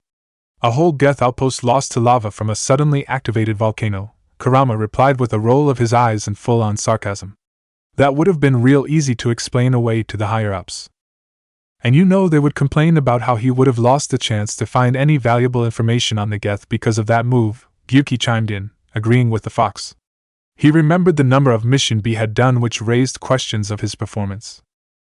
Thankfully, those questions had usually been silenced because either the Sandame Reikage or A had raised an arm in silent threat. But there wasn't anything that was vulnerable in that outpost, Komiai pointed out, taking Sun's side of the argument. We didn't know that at the time and that's all they care about, what happens at the time, Matatabi told the Nanabai. You know, some people might consider me insane for having to listen to all of this all of the time, Naruto remarked lightly, jabbing his fork into a piece of meat and popped it into his mouth. Kurama snorted at that. Gaki, I know you. You were insane long before you had all 9 of us in your head. So I have you to thank for my insanity then, is that it? The fox winced. From a certain viewpoint, he was responsible for the blonde's antics when he had been young. The pranks were so he could have someone pay attention to him. But the Kyuubi wasn't going to say that out loud. Instead, he went with a different tactic. I'm not the one who decided to paint the Hokage faces with graffiti, cause the entire market district attack one another with balloons filled with paint, made the sewers back up so that it would come out through the manholes, or let the Inuzuka hounds loose in the street when they were in heat. He smiled nostalgically. Ah, yes. Some of my finer moments as a prankster. He hadn't had a good challenge like that for the longest time.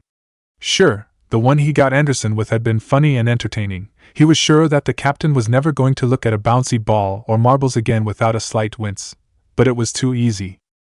Your Jinchuriki is a very weird person, Shikaka told Kurama. He glared at the Tanuki. He's your Jinchuriki too now, you dumb raccoon. And if I remember correctly, you used to make your previous Jinchuriki spend their nights completely awake. Hey, that didn't happen all the time, he protested. There was Bunpuku. 1 Jinchuriki out of how many?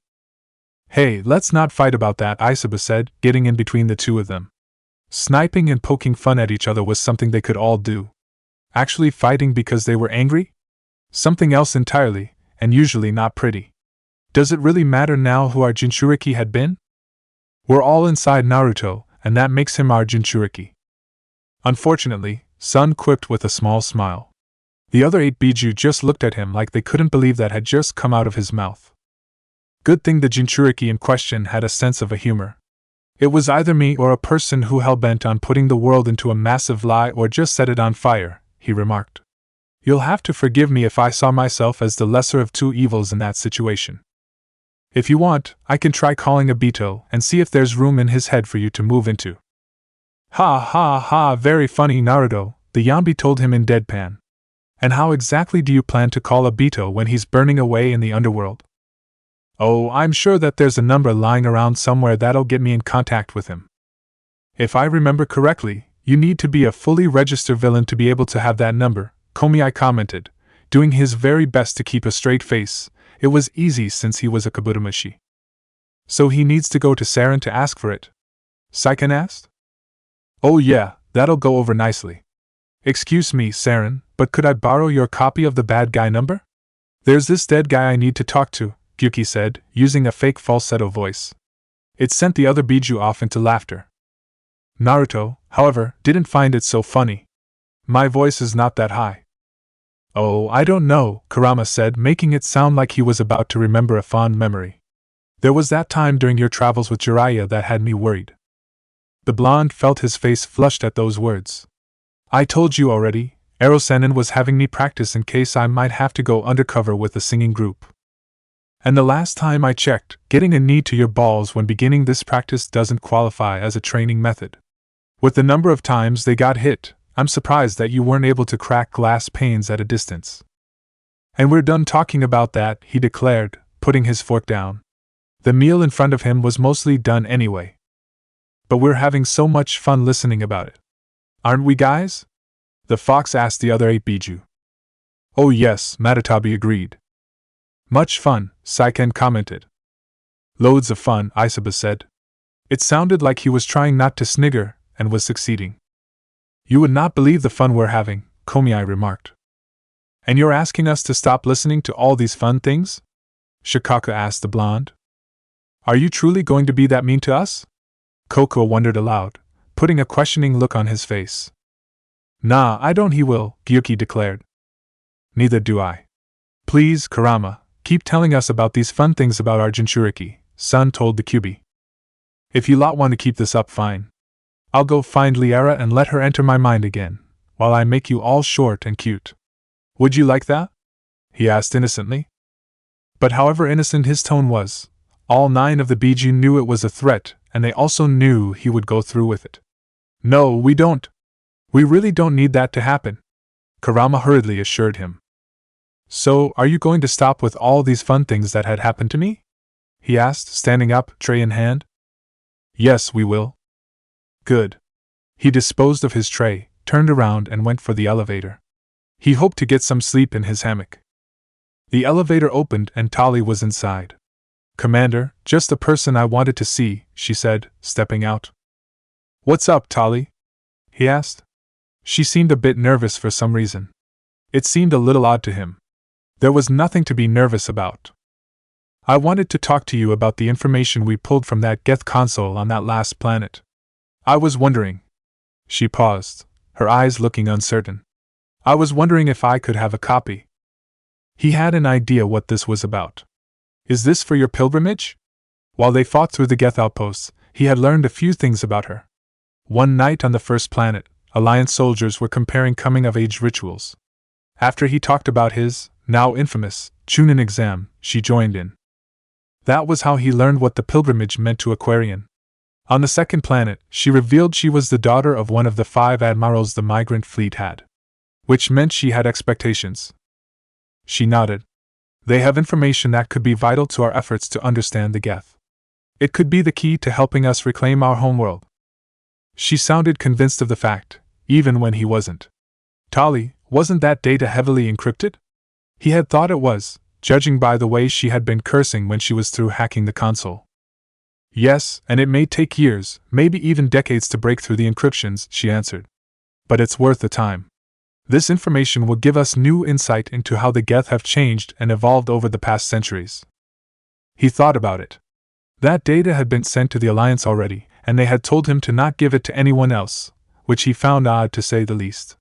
Shouldn't the other races that lived in the galaxy know about how the Geth had changed? That was the right thing to do in his mind. And here was an opportunity to do so. He lifted his left arm, activating his Omni tool, and followed the instructions Anderson gave him. There, he said when he was done. I sent a copy to you. If he could see her face, he guessed that she lit up with happiness. My people, I owe you a great debt. One I can never repay, she told him. This isn't me giving you a debt, Tali. It's me helping out a friend. And you were never one to abandon your friends, Kurama commented.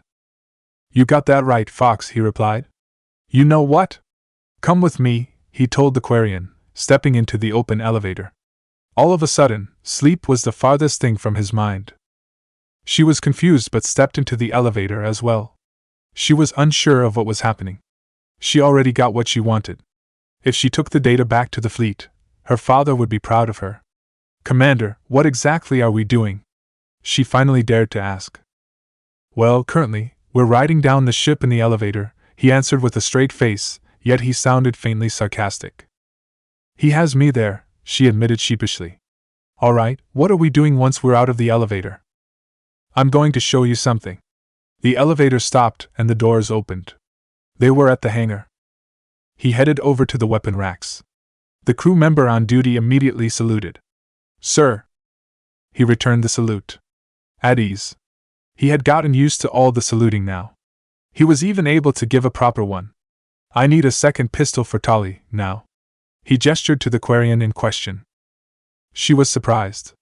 Usually when she got near the racks, the crew member on duty gave her a wary eye. Now, the commander was telling him to give her a pistol. Something in the skirmisher class, if you have it, she told him, taking a chance. That chance only made the crew member hesitate in reaching for a pistol. Sir, the only skirmisher pistol we have right now has a chakra rune on it that'll harden the bullets, he told Naruto. The Spectre scowled at him. What was he thinking? I'm not planning on having her shoot the thing. She already knows how to do that. Now give her the gun. The man looked like he was slapped, which he was, verbally, but he did as he was told. Here you go, he said to Tali, holding out the pistol for her. Thank you, she said back, taking the pistol out from his hand. She noticed the rune had already been deactivated. Other than that, the weight of the gun felt familiar in her hand. Naruto had already gone to what was designated as the training spot and was moving the sparring droid out of the way. He took off his coat, tossing it onto the hammock. So, what exactly are we doing? She asked him. When we were on the moon, you were interested in how I used my guns. And since it may take a long time for that thing to actually work, I figure you could bring something to your people that will have instant benefits. He drew his pistols, mismatched as they were, and held them by the barrel. So, I'll teach you what I've figured out, and you help see where I need to fix. Really? She asked, surprised but excited for the chance. She didn't think he would actually offer her this chance. She believed that his first student would have been a human. If she brought this to the fleet, it would probably be more received than the data on the Geth. Really? He repeated with a smile. Now come on, we don't have all day here to figure this out. He gestured with his guns for her to come at him. She stepped onto the mat, flipped her guns so she could hold them by the barrel, and took the same stance he had. What came next lasted for the 3 or so hours and had gotten a small crowd by the end of it. They first started out with looking over the various stances he had created, seeing how they would move against someone else who was doing the same, and making some improvements. Next were the actual movements. Almost immediately, they began making improvements on what he had developed. There was much talking as there was moving in this training, and Naruto found that he quite enjoyed it. I guessed that what Erosenin said after all was true, he thought as he and Tali moved against one another, to see how the movements flowed.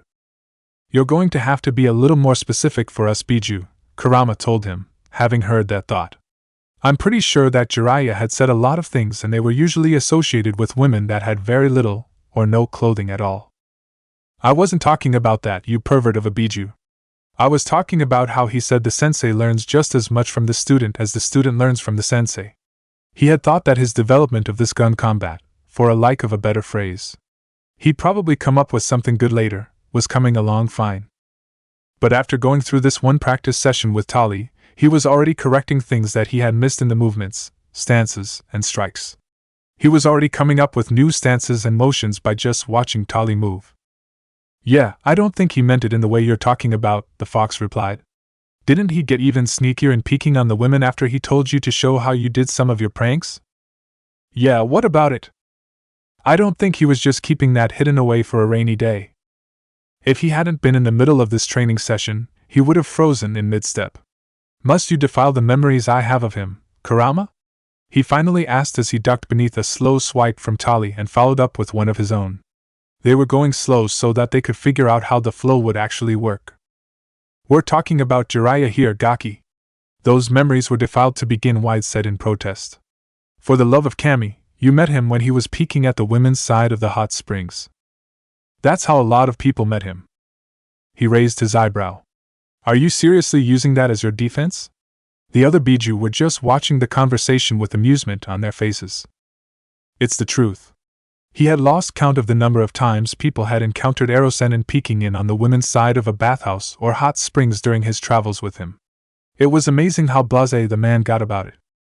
When you accused him of being a pervert, he denied it and claimed he was a super pervert instead. He had no defense to speak of for that, it was the truth.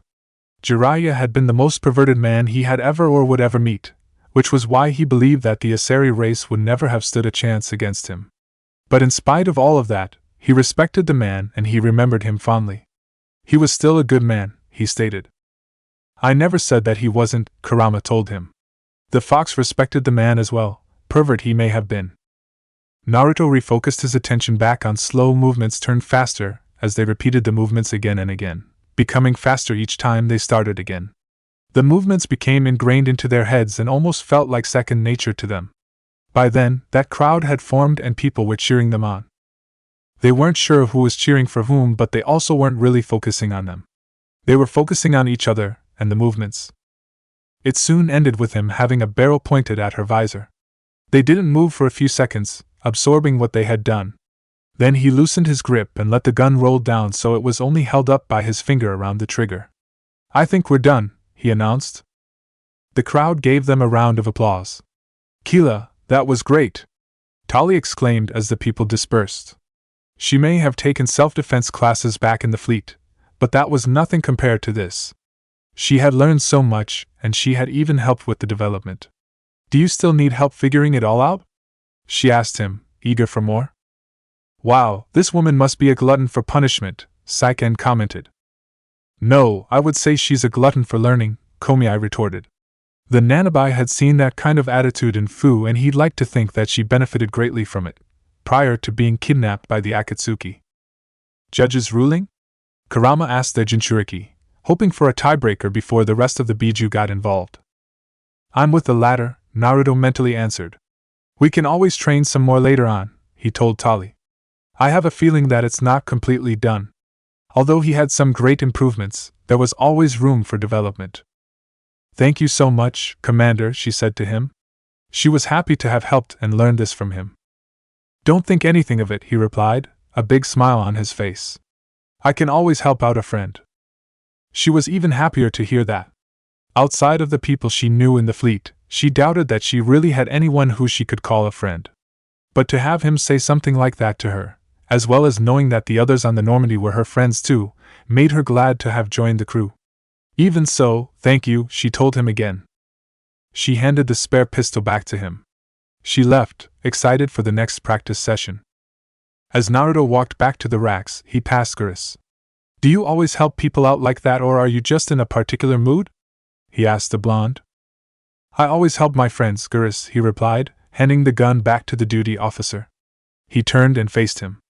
If I didn't, I wouldn't be a good friend to them. So, do you consider me to be a friend? That was a no-brainer. Of course I do. Is there something on your mind? I was wondering if you could help find someone from my CCC days. He smirked mischievously when he heard that. Am I helping you look for an old flame? Are you trying to channel Jiraiya just because we talked about him? Kurama asked him in return, rolling his eyes. The blonde winced inwardly when he realized that had been exactly what he was doing. It was a little weird that he had done it so well just on instinct. Meanwhile, Geras was frowning. Nothing like that, he told Naruto. It was someone who got away from me. Had he not realized that he had been channeling Jiraiya, the blonde would have repeated his previous question. Instead, he lost the smirk and became a little more serious. I take it there's a story here? The Turian nodded. I had been tasked with tracking black market trade on the Citadel. Most of it's harmless, he explained. Nothing I needed to pursue. But during the course of my investigation, I noticed an increase in the trade of body parts. Organs, mostly. That sounds disgusting. He was well aware of the fact that a black market existed, They seemed to have existed since the beginning of time. But the black market he was familiar with was prone to sell you illegal jutsu and/or weapons, not a lung. Gurus just shrugged his shoulders. It's normal. We usually get a few of those, but not in the numbers I was seeing. We weren't sure if there was a new black market lab or if some freak was harvesting organs from citizens. You mean they actually do that? He couldn't help but ask with a disgusted look on his face. He would have just rolled his eyes if he was talking to a rookie. But sometimes he forgot how old Naruto was. Every so often, some lab sells unwanted parts through the black. But they're not as bad as the Piscos. I remember this one Elcor diplomat we caught in my first year on the job. He was hacking people up and selling their organs. Had the station in a bit of a panic. He almost sounded reminiscent. Then he came back to reality. But this case wasn't that clear-cut. Turns out that there was more going on than we realized. Like what? We managed to get a hold of a sample and ran DNA tests on it. The weird thing was, the match led us to a Turian who was still alive and very convinced he never lost his liver. After a bit of digging, I discovered this Turian worked briefly for Dr. Salian, the geneticist. So I went to his lab, hoping to find evidence of cloned organ development. But there was nothing. No Solarian hearts, no Turian livers, not one Krogan testicle. A Krogan testicle, Naruto repeated to make sure he had correctly. You know what? I'm not even going to ask. Thank you? He never liked explaining why Krogans wanted to change their balls. I brought some of his employees for interrogation. To see if I could get them to talk. And how close were you to making the threat of a kunai, a blindfold, and the possibility of being locked inside a building with insulted fangirls? He blinked and stared at the human. What? Old interrogating trick I picked up from Ibiki, never mind. Ibiki had made him swear to never tell anyone where he had learned that one, but the man had long been dead and he didn't use his last name. Gurus gave him an odd look. He could have said something but decided not to.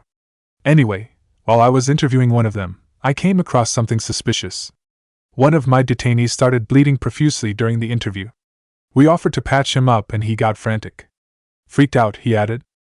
I ordered a full exam, to find out what was going on. Our medics found incisions all over his body, some of them fresh. That was our big break. These people weren't just Dr. Salian's employees. They were test tubes. Walking, living test tubes, he stated, sounding disgusted even when speaking about it. Are you telling me he was growing these organs in their own bodies? Naruto asked. Not only was he disturbed, he was disgusted as well. He was fairly certain that not even Orochimaru had gone that low. Actually, it's probably best not to double-check that one. Exactly, he answered. He cloned their organs right inside their own bodies. Then he harvested them and sold them off. Most of the victims were poor. He'd pay them each a small percentage of the sales, but only if the organs were good. Sometimes an organ wouldn't grow properly, so he'd just leave it in them. Most of them were a mess, but only on the inside, hidden so nobody could see it. Did you catch him? The Spectre was hoping that he did. He only scowled in response. Would I be telling you all of this if I had caught the guy? He demanded. I knew people who used to brag about their exploits. He never really paid attention to them. They never had the stuff to back up their words. Well, we never caught him. He ran, blew his lab, grabbed some of his employees, and headed for the nearest space dock. By the time I found out, his ship was already leaving. He threatened to kill his hostages if we tried to stop him. His face morphed into a frown as he kept talking. I ordered Citadel Defense to shoot him down, but CCC headquarters countermanded my order. They were worried about the hostages. Worried about civilian casualties if the ship was destroyed so close to the Citadel, he explained. That was their job, the blonde pointed out. He would have worried about the same thing if he had been in that position. The Turian didn't agree. I told them that those hostages were dead anyway. He just used them to make more organs. But they wouldn't listen. His hands clenched and unclenched, like he was trying to prevent himself from hitting something in anger. All they had to do was disable that ship. Stop him from running. Maybe the hostages die, maybe they don't. But at least we stopped the bastard responsible for it all. You're wrong, Gurus. In that situation, the lives of the hostages would have been more important, he argued. It would have been more important to save their lives, not stop him from continuing his cloning scheme. I would have been angry at CCC headquarters too if they had stopped me from disabling that ship, but it would have been because they let the hostages go with him instead of stopping him.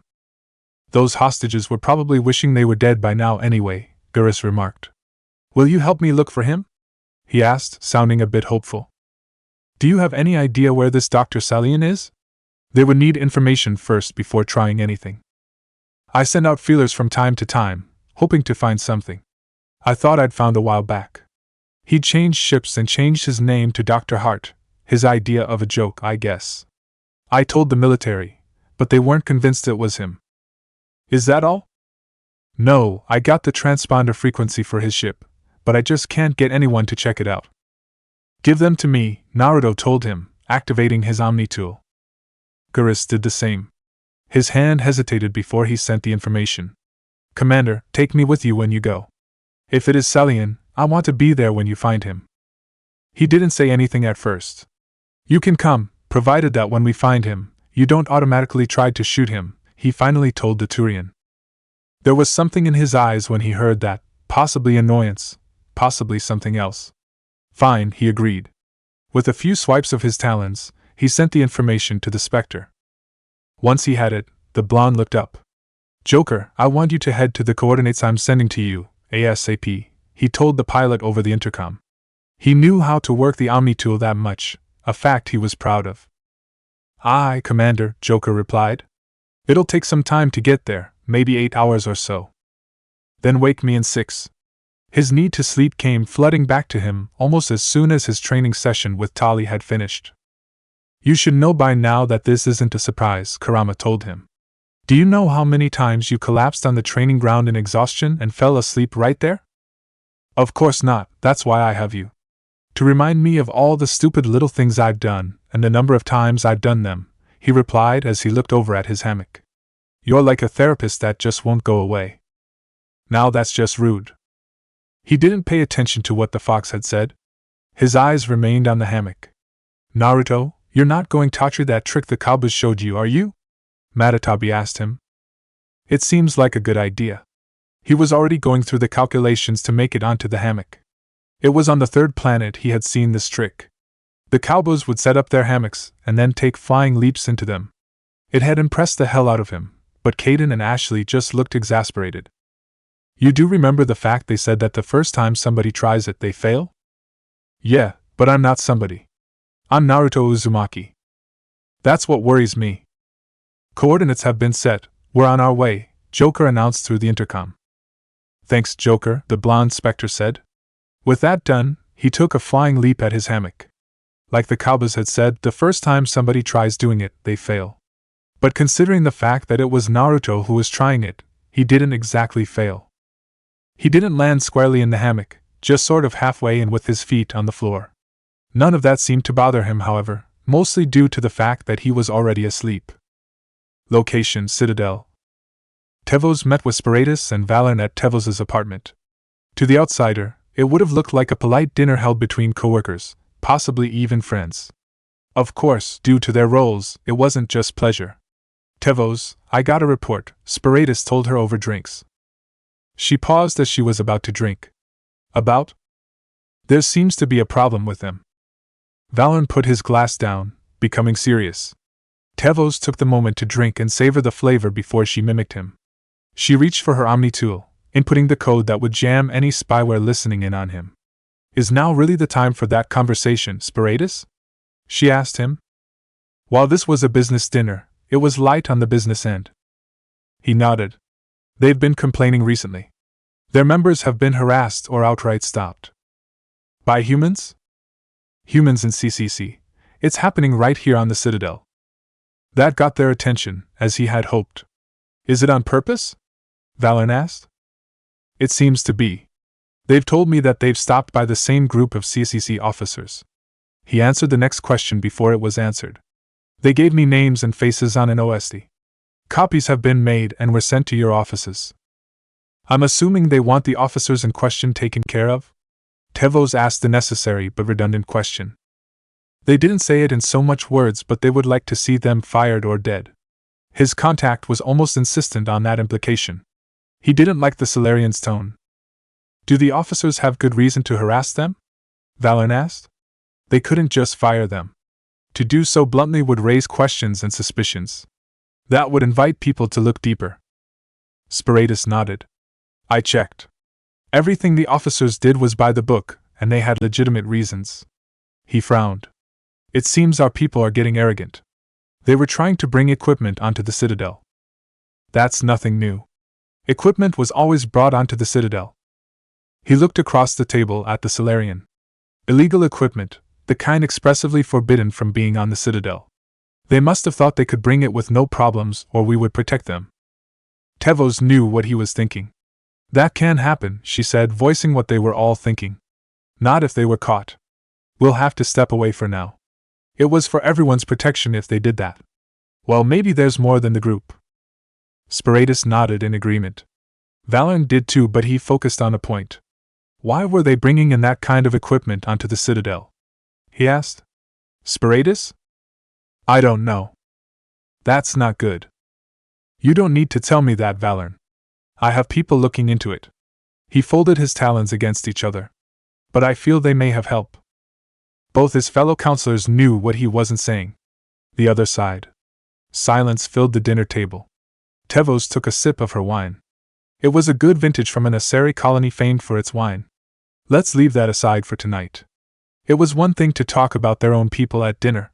It was another to talk about the opposition. She keyed in the code and the recording devices unjammed. Location, the Normandy.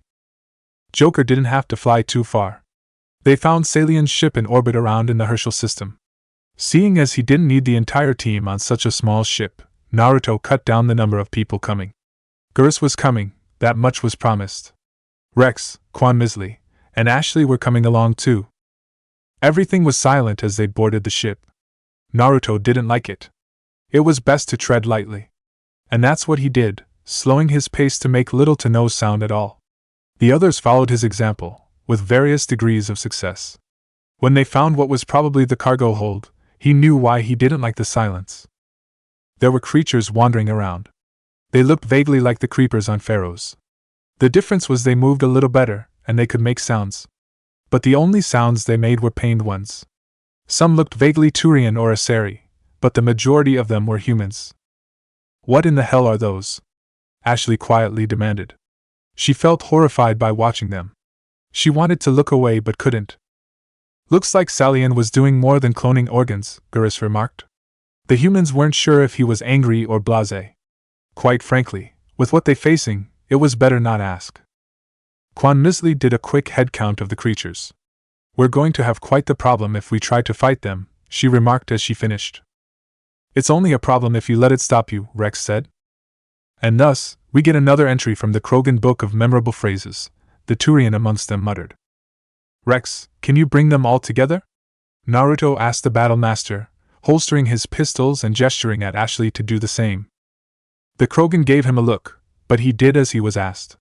His form briefly lit up with the familiar bluish hue, and he threw out his biotics at the center of the cargo hold. There it changed into a small black hole-like shape.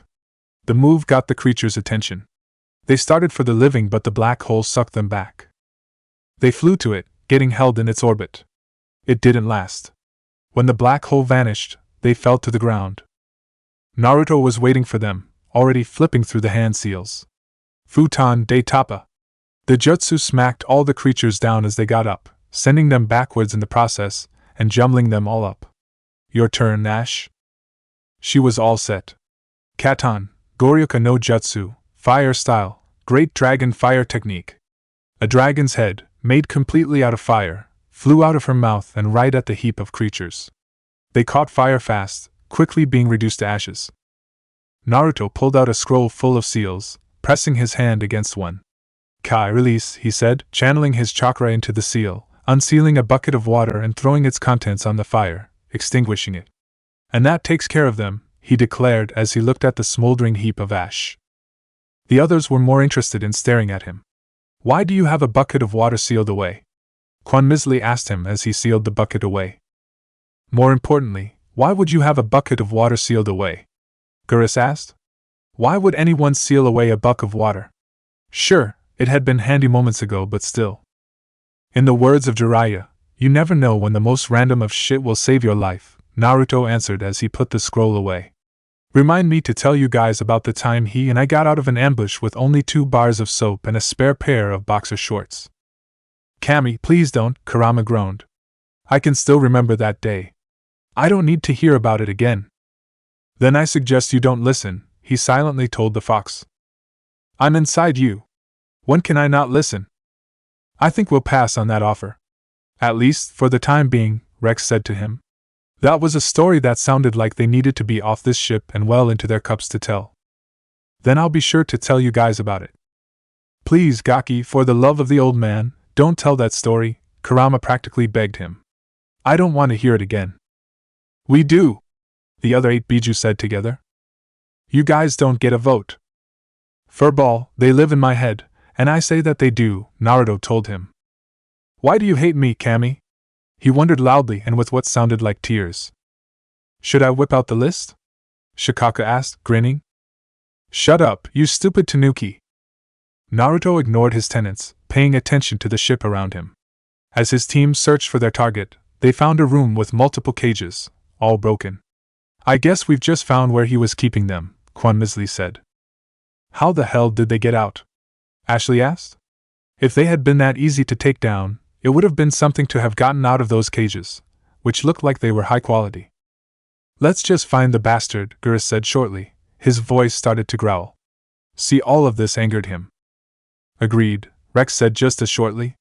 If it had been any other time, the 2 of them would have gotten a look from the others. But it wasn't any other time, and they had someone to find. Their search didn't last much longer. They found the bastard in question in the cockpit. Thank you, the Solarian said once he saw them. Thank you for saving me from those things. He looked past them, towards the exit. Gurus had his eyes locked on him. He knew that face, just as he knew that voice. Commander, that's him, he told Naruto. That's Dr. Celian. The Solarian looked back at him, as if he just realized who he was. What? My name is Hart. Dr. Hart. Please get me out of here. There's no escape this time, Doctor, the Turian told him, spitting out that last word like it was something foul. I'd harvest your organs first, but we don't have the time. You're crazy. He's crazy, he tried telling the rest of the team. Please don't let him do this to me. Gurus, he needs to answer for what he's done. We'll take him in and drop him off with the military at the nearest post, Naruto said. He looked at the human in shock. Did he really just say that? But, we have him. We can't let him get away. Not again, he protested. He really wanted to put a bullet through the Solarian's head. Just let me kill him. Gurus, if we do it your way, we'll never get answers out of him about what he has been doing since he ran. He wanted to kill the damn Solarian. But what the blonde said made sense. No doubt the Solarian had done worse since he escaped. The only way they would know what they were was if they took him alive. Okay. You're right. He glared at the Solarian. You're a very lucky Solarian. You owe the commander your life. Oh. Thank you so very much, Dr. Salian said, his voice going from pleading to contempt-filled sarcasm. He tried to reach for the gun on his back. He was getting out of here. He could shoot his way out. But Naruto acted faster, a kunai in his hand. The kunai flew and buried itself in Salian's shoulder, stopping him from grabbing the gun. He screamed from the pain, grabbing the hilt, and trying to pull it out. Okay, I'm trying to be nice here and you're trying to blow our brains out, Naruto said, ignoring his cries. I'm sure you can understand why that's rude. Get this damn thing out of me, he screamed. The kunai wasn't moving. Blood was leaking out between his fingers. No, I won't. Since you're going to be rude, I'll be rude as well. The blonde reached out, yanked the arm out of the way, and grabbed hold of the kunai's pommel ring. He gave a tug and the not-so-good doctor yelped in pain. What were you experimenting on those people for? Like hell I would tell you, he said, snarling.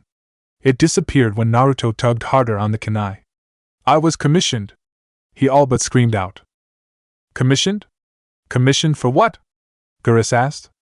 Now the Turian was curious about what he was going to say. To see how to make non-humans utilize chakra, but nothing was working. No matter what I did to transfer whatever it was that carried the chakra failed. He was supposed to get some help but none came. Who was it that gave you the commission? Naruto demanded, his hands still on the kunai. Salian shook fearfully. I can't tell you that.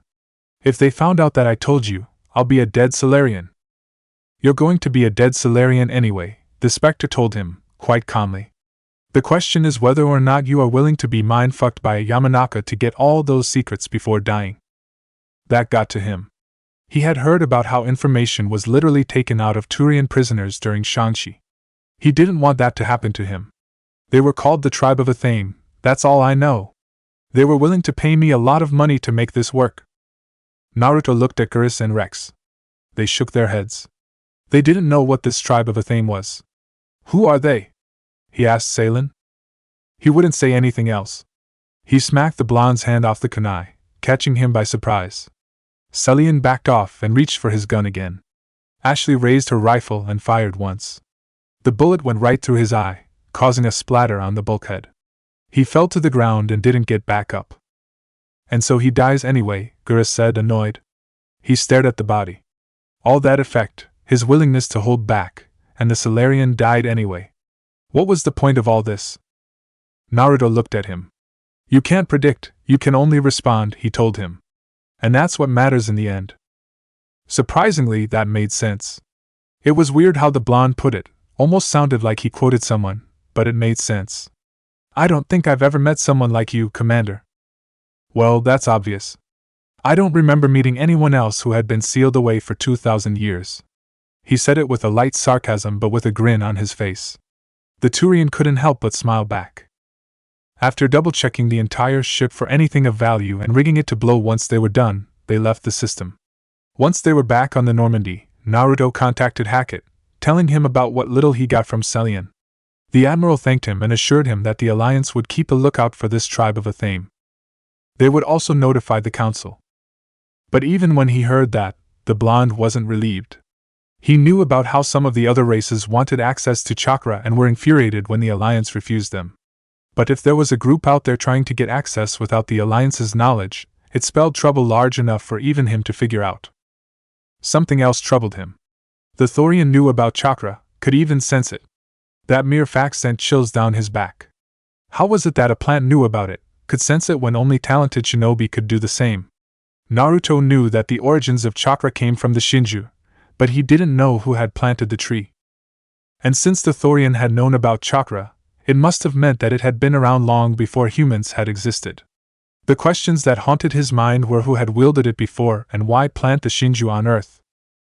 Ugh, this is giving me a headache just thinking about this, he thought to himself as he made his way back down to the hangar.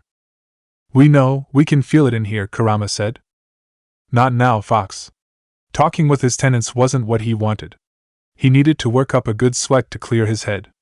Once he was in the hangar, he headed straight for the scat hack droid. Geras saw him and called out, Commander, can we talk for a moment? He wanted to have that spar, but Geras was probably still thinking about Selian. What do you need? He asked as he walked over to the Turian. I wanted to thank you for everything you for me, for letting me come along. I've learned a lot since coming aboard. I've thought a lot about what you told me, about how doing the mission the right way is the only way. And I've been thinking about Dr. Salian too. Yep, he was right. What about him? I'd convinced myself that he deserved to die, but then I started thinking about why I wanted him dead. I realized that it wasn't because of what he did to those people. That was part of it. But I think most of it was because he got away from me. He escaped under my watch, and I didn't like that. I let it get personal. It happens to the best of us, he assured the former cop. He knew of that all too well. The question is, what are you going to do about what you've learned? I'm not sure about that part yet, the Turian admitted. Maybe I'll go back to CCC and try to make a difference there. I just need to remember that if the people I'm sworn to protect can't trust me, then I don't deserve to be the one protecting them. He was hesitant to say that last part because it made him face a hard truth. I'm glad to hear that from you, Geras. That got him a smile from the former CCC officer before he walked away. That little talk helped him ease the headache he had a little bit. A good spar with the droid would probably kill it completely. Codex entry: People Chakra Scientists. Chakra scientists were born after the War of Three Flags ended, and the elemental nations had formed a joint scientific task force with the Frontier and Midgard to study the phenomena known as chakra. Their studies in chakra as an energy source has come to be seen as much a faith as it is a science, and has produced many new technologies based on the energy, some of which includes chakra-based locks to keep intruders without chakra systems out and various chakra-based weapons. Typical chakra scientist belief is that a thorough understanding of chakra will eventually lead to a better world, and now a better galaxy. Although, recently there are some who believe that chakra is just one part of a balance and element zero is the other part. See, chakra/element zero belief. After the First Contact War, when humanity was forced to give out readings for chakra and the list of every jutsu known, chakra scientists have either been granted a very tight security detail or have chosen to lock themselves in labs for fear of being kidnapped by the likes of specters or worse yet, shadow broker agents. Some Citadel scientists, however, still look forward to the day when humanity trusts the Citadel races enough to allow them to be counted among their scientists. Chapter 21. A funny thing happened on the Citadel. Location: Citadel. Naruto and the rest of his team stood in the Normandy's hatch, waiting. They had come back to the Citadel so they and the ship could restock. Equalizing interior pressure with exterior atmosphere, the ship's 6 announced. Could it please hurry along? Tali asked aloud, completely annoyed. If she had been a human, she would have been tapping her foot very rapidly. It's taking the same time it always does, Tali, Kaden told her. The opening of the ship's door was one of the quickest things about the ship. I know that, she snapped. Logged, the commanding officer is ashore, the 6 continued.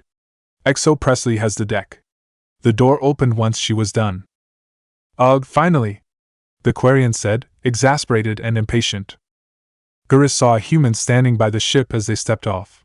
Don't get your hopes up just yet, he told Tali. The human was wearing an Alliance uniform. If the Turian was seeing the stuff on his uniform right, he was an officer, a high-ranking one. Both Ashley and Kaden reacted instantly when they saw the officer. Ten Hut! Barked out Ashley, coming to and saluting.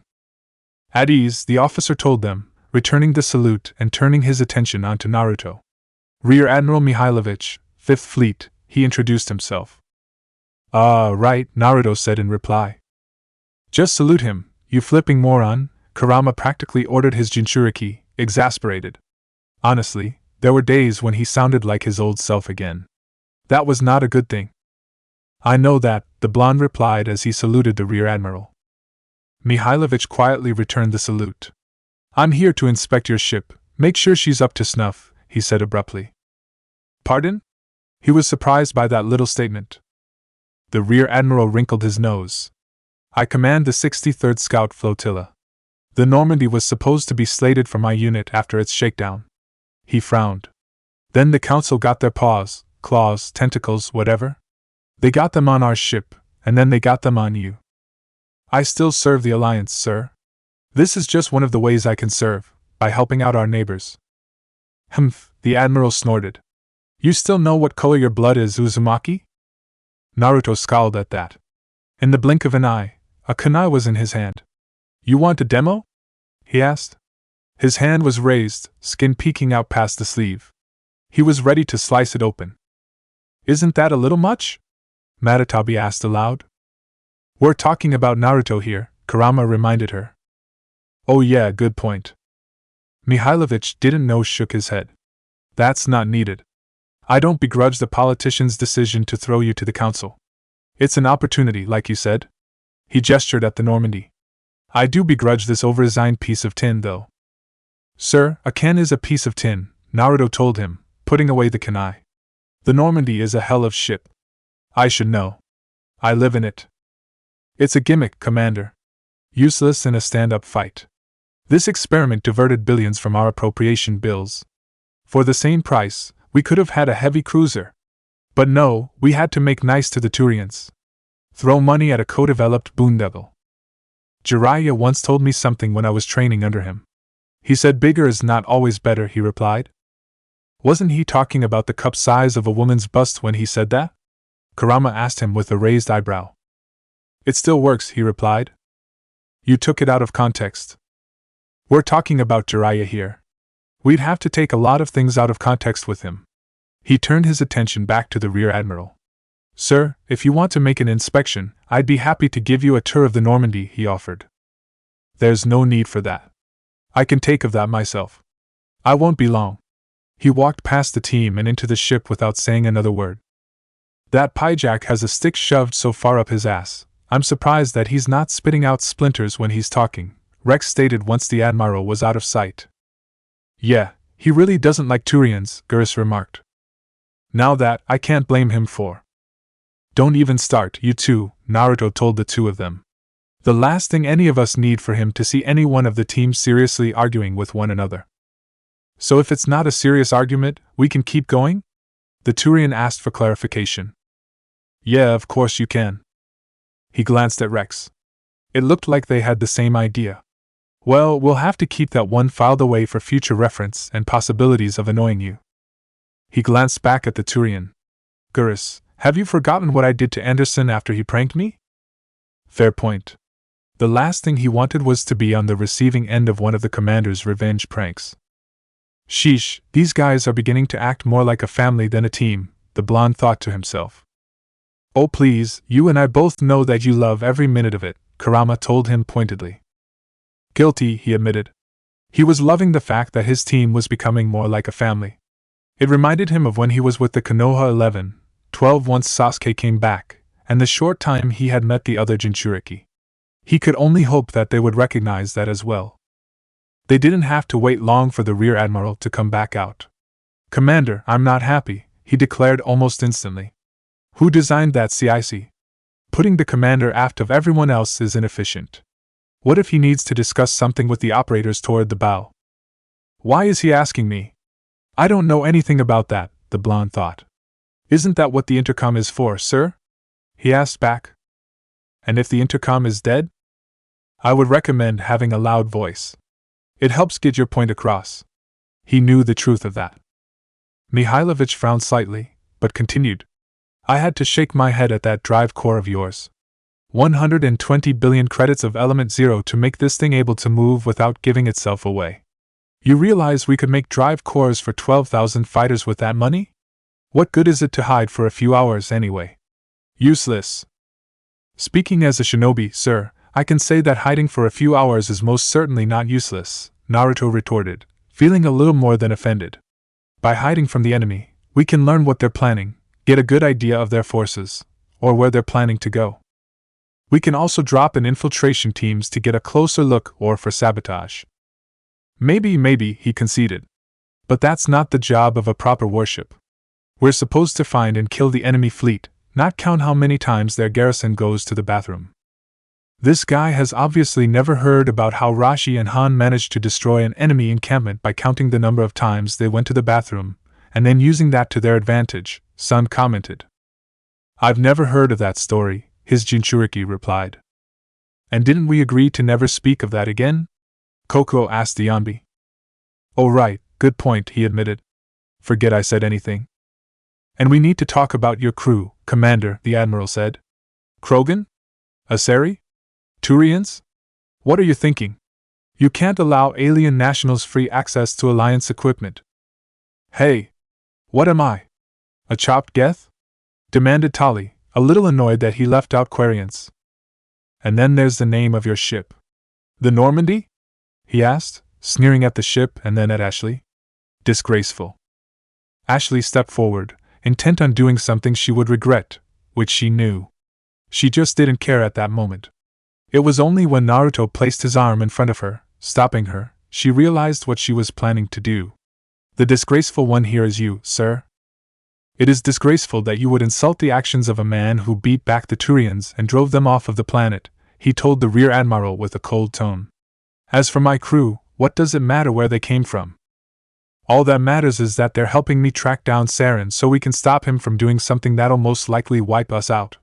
That was how the shinobi came together for the Fourth Shinobi World War. Mihailovich just stared at him for a long moment before nodding curtly. Very well, he said.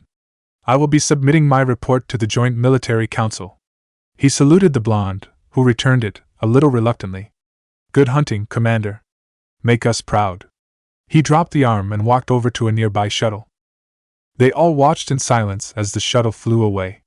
Okay, I think it's safe to say that was a little more than abrupt, Gurus declared once the shuttle was out of actual sight. Naruto took notice that Ashley was glaring at the shuttle's retreating form.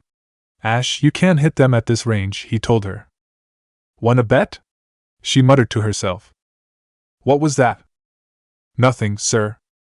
Can we just get a move on here? Rex asked aloud, sounding just as impatient as Tali. Everyone just silently filed into the elevator. As soon as the doors closed and the elevator started moving, Naruto was sleeping. How does he do that? Tali asked as she looked at the sleeping blonde. She felt a little envious that he could do that so easily. You'd probably have to ask him yourself, Kaden told her. Not now, I'm not, she replied. She knew better than to try and wake him up right now. Keela, she knew better than to try and wake him up, period. And in other news, the reporter they always heard while in the damn elevator spoke. A new religion had sprung up amongst the humans.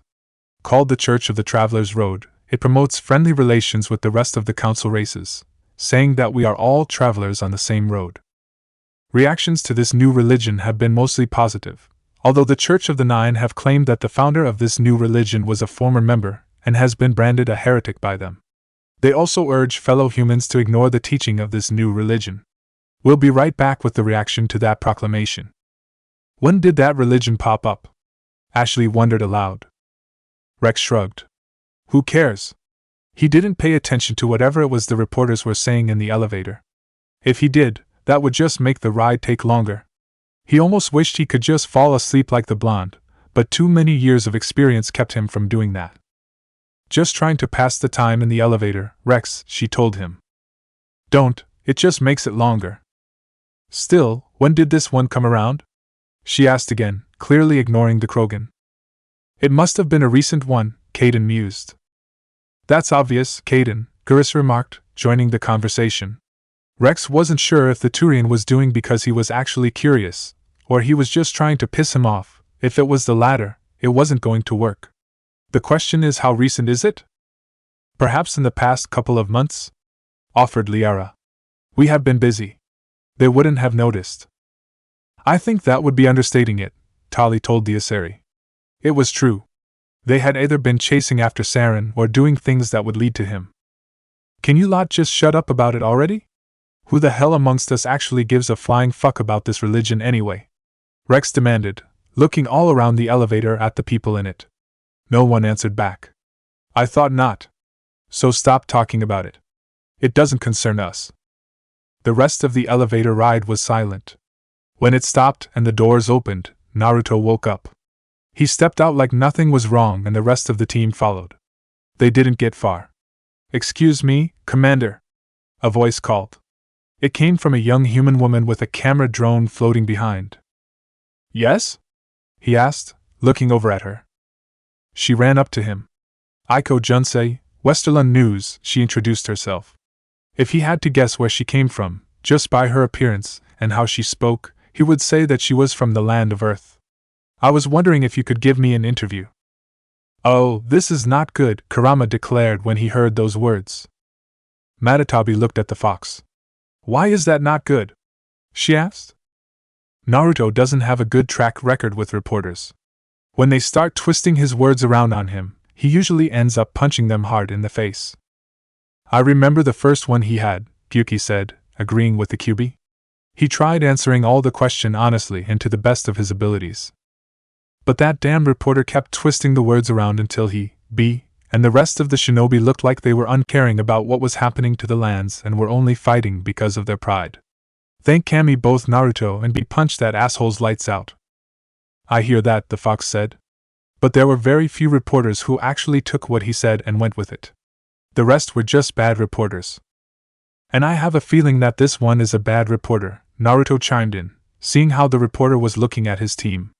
It was faint, but he could see the sneer she had on her face when she looked at each of the aliens there. She was just like Mihailovich, just more blatant. Are you actually going to give her an interview? Saiken asked. Hell no. Then what are you planning to do? Komiya asked him. I have an idea. Oh, this isn't going to be good, Kurama said, already feeling sorry for the reporter. Shut up, Fox, He turned his attention back to the reporter. You wish to interview me? He asked, raising his voice so the people around them could hear. It worked. Most glanced their way and then went about their business. But the humans stopped to watch once they realized who he was. Yes, I do, she answered, making sure her hair was perfect, which it wasn't, due to her bad haircut. All right, but I would like to ask a question of you. What would that be? Who do you prefer, men or women? That question floored everyone who heard it. That was not something you asked in public and most certainly not to a reporter. Everyone knew that was stupid beyond belief. But Naruto knew what he was doing. She tried to speak but couldn't find the words to say anything. Either she hadn't been expecting that question or she didn't want to answer it in public. Both were likely, but it was probably more of the latter. If you want to interview me, you have to answer the question, he told her, staring at her intently through his shades. When she still didn't answer, he sighed, full of exaggerated exasperation. If you don't want to say it aloud, just go on and whisper it in my ear then. Looking relieved, she leaned forward and whispered her answer into his ear. Thank you, he told her as she pulled back. As he spoke, he quietly signaled his team to get down, and if possibly don't look. As the light on the drone came on, signaling that it was rolling, his team hit the floor and he clasped his hands into a hand seal. Oiroke no jutsu. He cried out for all to hear. Musashi's task force was doing good. Thanks to the information him and Hajime got, they were able to prevent any possible kidnappings. The fact they were doing it all by the book prevented any additional trouble. Musashi scrolled through the list on his computer, checking and rechecking the schedule they all hammered out. They were reaching the end of it. Only a few more to go. A shadow fell over his desk. It was followed by another. Hey Rin, he said without looking up. Shiramaru. How are things? Rin asked. Good. He paused and looked up. You actually need something or just want to annoy me? Oh, I always try to annoy you, she said with ease. But John got something about the mailman. He closed the screen, his mood turned serious. The mailman was the task force's code word. If it was used, it was best to pay attention. What did he find? One of the packages is moving around, shifting through addresses. It's one that was already processed. Which meant one of the would-be kidnappers they detained was looking for one of the targets. Damn. Does John know which package? She nodded, sending the description to his Omni tool. He's tracking the package now. John was a friend of Chelik, a Mac who also worked at CCC. He had foiled the one kidnapping they almost missed, and they all decided it would be best if he was brought in. So far, that was a decision they haven't regretted. Musashi stood up. All right, I'll go check in. He grabbed his bakken. Anything else? Palin might want to talk to you. He looked at her as he came around the desk. What about? He was fairly certain that their boss didn't want updates about what they were doing. That would implicate him, and Cammy knows he didn't want that. All he wanted was that they do it by the book. She shrugged her shoulders. Not sure. He just wants you to check in with him before you go off shift. Musashi nodded briefly as he left. Rin went back to her own desk. So, Tila said from her desk, when are the two of you finally going to start dating?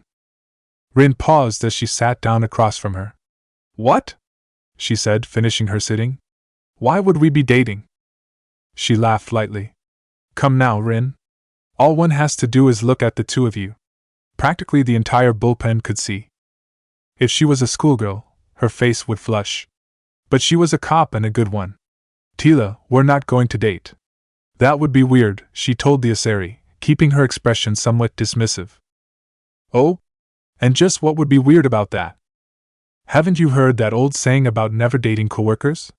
I would have thought you'd heard it, since you're a matron and all. Shiramaru barked at the crack, grinning in doggy fashion. Tila ignored the hound. She already knew that trying anything against him was not only futile, but embarrassing. Rin, I'm an Asari. Trust me, there's nothing wrong with dating your coworkers. Many of my friends have been coworkers at one point or another. Trust me, and try it. Rin rolled her eyes. Tila, if Musashi and I go out sometime, that'll be our decision. Until then, butt out, would ya? The Asari smiled but didn't say anything else. Rin went back to her work, focusing on what she had and not was talked about. Do you have any idea of what you've just done? Yudina screamed at Naruto. The two of them were in his officer at the embassy, and he looked like he had a vein on his head that was about to burst. I believe I saved myself from having an interview that was liable to end with me punching the reporter, Naruto replied. He made it sound like there was nothing wrong with what he had done. Yudina did not see it like that at all. You sent more than 50 people to the hospitals with copious loss of blood. The CCC lobby has bloodstains everywhere, which is going to take weeks, maybe even months, of cleaning to get rid of, along with the smell. He all but exploded. On top of that, I will have the executor of CCC breathing down my neck and demanding what in the name of Diablo happened that sent 30 of his officers to the hospital. He threw a scathing glare at the blonde. Do you have any idea what I'm going to say to him? That I was proving that after 2,000 years the Oiroke no Jutsu still works and I am a genius for creating it? I'm serious here, Commander. Hey, so am I. Personally, I'm a little annoyed that it's not being taught at the academy. He saw the wince on the ambassador's face and grinned. It is being taught at the academy? Oh good Kami, why? Asked Shikaku. They realized that it was an awesome jutsu and should be taught to all future shinobi, that's why. He couldn't have felt prouder of the fact that one of his jutsu was the academy curriculum. Commander, that is not the point of this conversation, Yudina growled at him. What is the point of this conversation? He asked. Right now, you've gone from demanding about what I had to asking me for a way to please the higher-ups. If you want an answer, just tell them I reacted with my good instinct instead of the bad one. And what, pray tell, would have been the bad one? I would have punched her in the face, breaking her nose and probably a few of her teeth, he said with a careless shrug. Going with what happened to the last reporter, are we? Kurama asked, like he was asking about the weather. Why the hell not? He asked back. It scared off the rest of them. The ambassador glared him for the longest time. Then he closed his eyes and took a deep breath. He looked like he was trying to have some semblance of calm. If that's all you're going to say about this, Commander, then get out. He didn't need any more encouragement, leaving the embassies quickly. You know, maybe there was something to what Esh said about politicians, he mused quietly as he started to wander around the Presidium. Why would you care about what the politicians are saying or thinking? You haven't before, you really shouldn't start now, the QB told him. I know that, and I know I said that they were just trying to do their jobs. But there's doing your job and then there's nitpicking over every single detail that I do or will do. That's just called overly paranoid. You seem to be forgetting that this isn't exactly the normal business. Really? He sarcastically asked. Are you sure about that? And here I thought that when I go asleep, I'll wake up back in my own time and my friends will be alive. Kurama, you knew that was bad ground to go on, Saiken told the fox. So why would you go there? Because if I don't, no one will. And if no one will, nothing gets said or done. That was his job, to remind his Jinchuriki of the stuff he needs to be reminded of. Even so, to talk about it after he had that nightmare on the ship.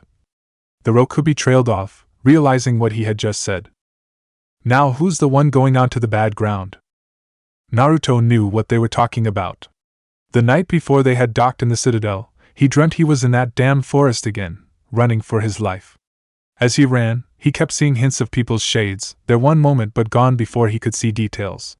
The forest had felt suffocating, something that had never happened to him before. He had to find a way out, had to get out. But when he stopped, the forest began to burn. It burned too fast for him to react and engulfed him. He damn near flew out of the hammock when waking up.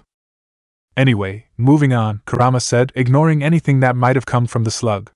Gaki, you seem to be forgetting the fact that you're not just a shinobi anymore. You're a specter, and that's something completely different. How is it different? It seems the same to me.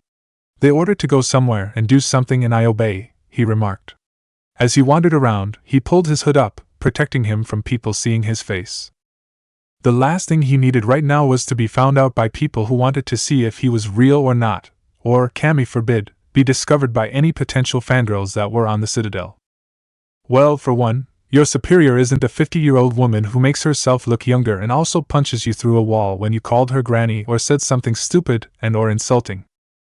Although, I think you've just described any kind of relationship he might have with that Tevo's lady, Gyuki pointed out. Naruto disagreed with that sentiment. Oh, I don't think so. 1. I think Tevos has a longer fuse than Tsunade ever did. 2. I'm probably the older one between the two of us. Somehow, I doubt it, Komiai chimed in. He ignored the kabutomushi. Thirdly, I don't know her like I knew Tsunade. That one isn't going that big of a deal, Shikaka told him. You've got plenty of time to fix that, and before you know it, she'll be throwing you out a window with her biotics. Okay, you stop talking now, Sun said to the Tanuki. The point that I'm trying to make here, despite the added information that wasn't important at the moment, is that you're not just a shinobi, Naruto, Kurama said, throwing a glare at the other 8 Biju. Things are much more different because you're a specter, and you're going to have to tread lightly because of that. Udina realizes the fact, and you should too. The blonde didn't reply. He just kept walking. All this talk of treading lightly and comparing Tevos to Tsunade made him think of his past. He chose to focus on the happy times rather than the bad.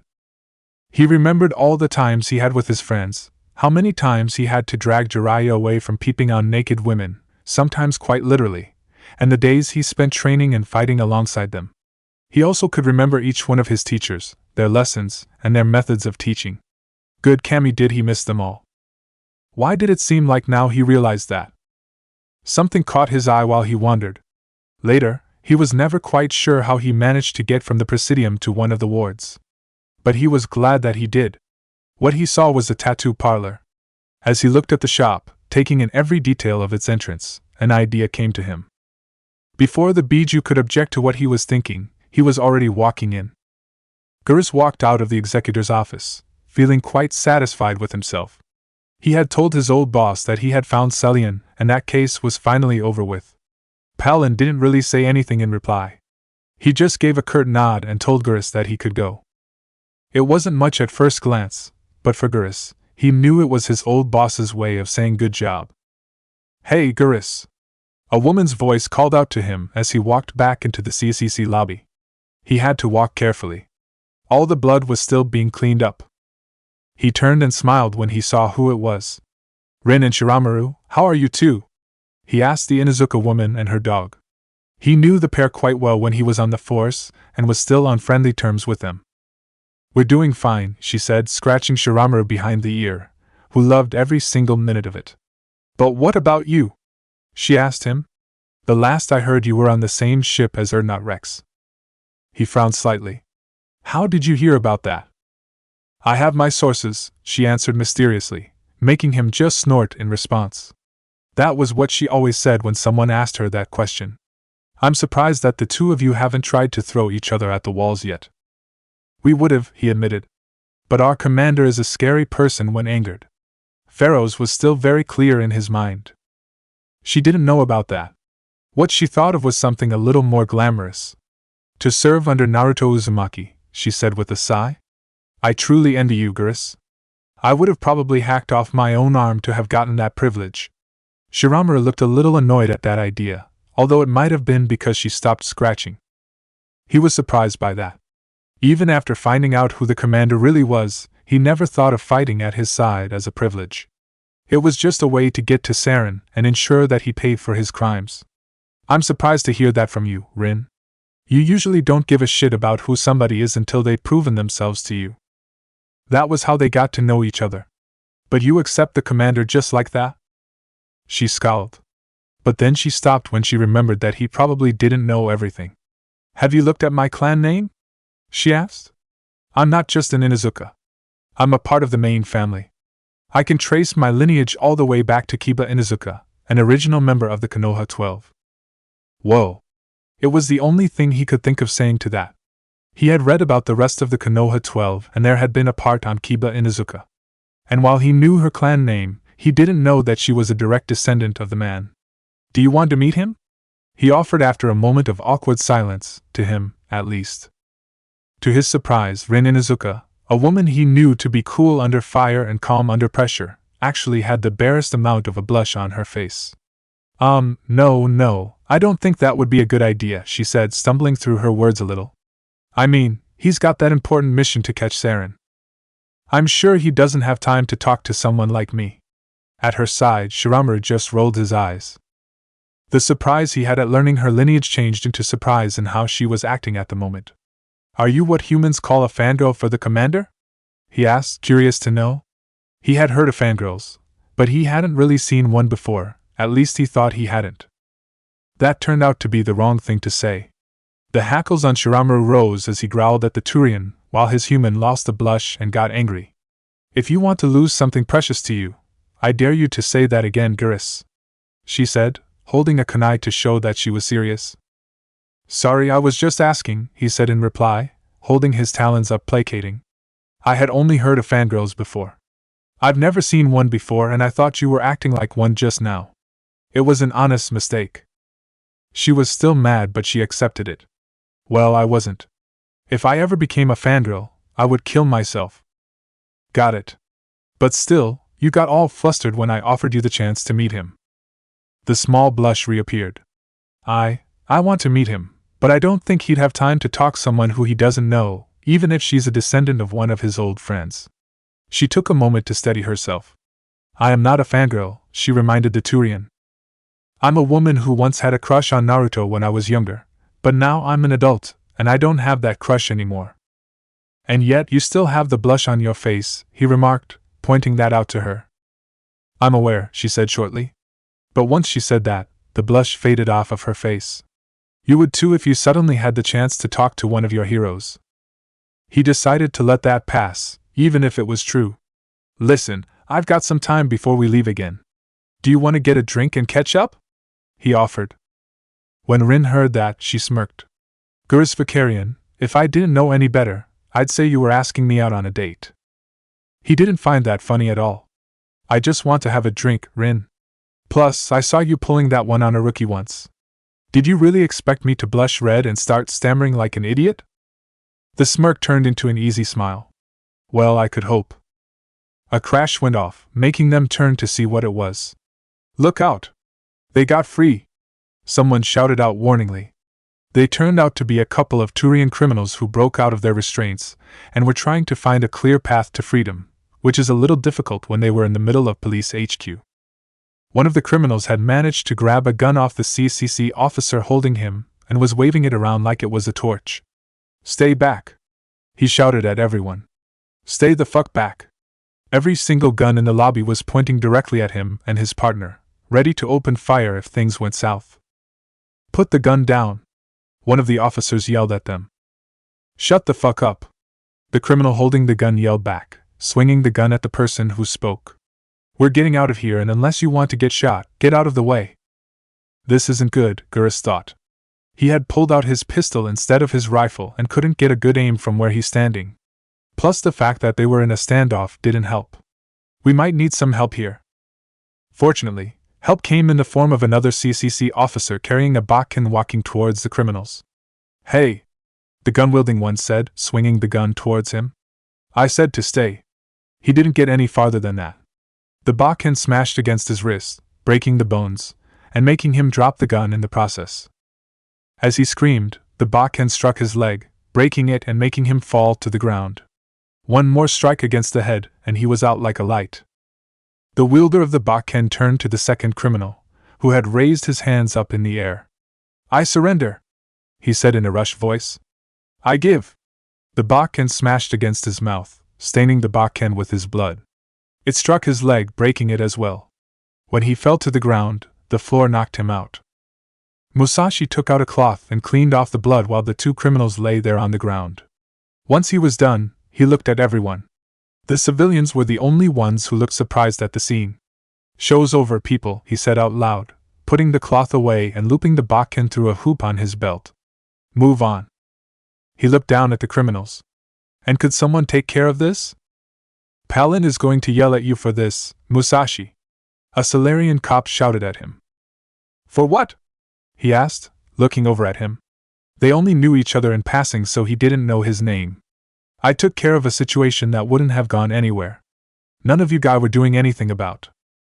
We had our guns on them, and Asari told him. And he had one too. Hence, why it wouldn't have gone anywhere, he told her. He walked away from the unconscious criminals, letting someone else take care of it. Once he saw Rin, he changed course and made his way over to her. He only realized that she was with someone once he got close. Gurus smiled at the other cop. Still being rough with the criminals, I see, Musashi. The criminals were in the midst of being taken away and the crowd was also dispersing. Someone has to be, he replied with a shrug. Besides, it's not like anyone is actually going to blame me for what I did. What do you call Palin? Rin asked him, joining the conversation. My boss, he answered. And the last time I did something like this to someone, he didn't complain about my methods. Musashi, the last time you did something like this, it was because some idiot made the mistake of pairing an Asari rookie with Harkin, and he was molesting her in front of everyone. Palin made an exception. He had to. It was an embarrassing situation for everyone to see. The rookie transferred to a different ward and kept that much distance between her and Harkin. Everyone makes an exception for Harkin, Guris commented. Except for the people he paid off so he could stay on the force. He wondered how many people that was. A lot of CCC cops wondered that. True, unfortunately, Musashi agreed. Everyone else wants to beat his ass into the ground and then kill him. He paused and looked at the Turian. By the way, Guris, did you hear about the month Harkin was gone because he couldn't leave the toilet?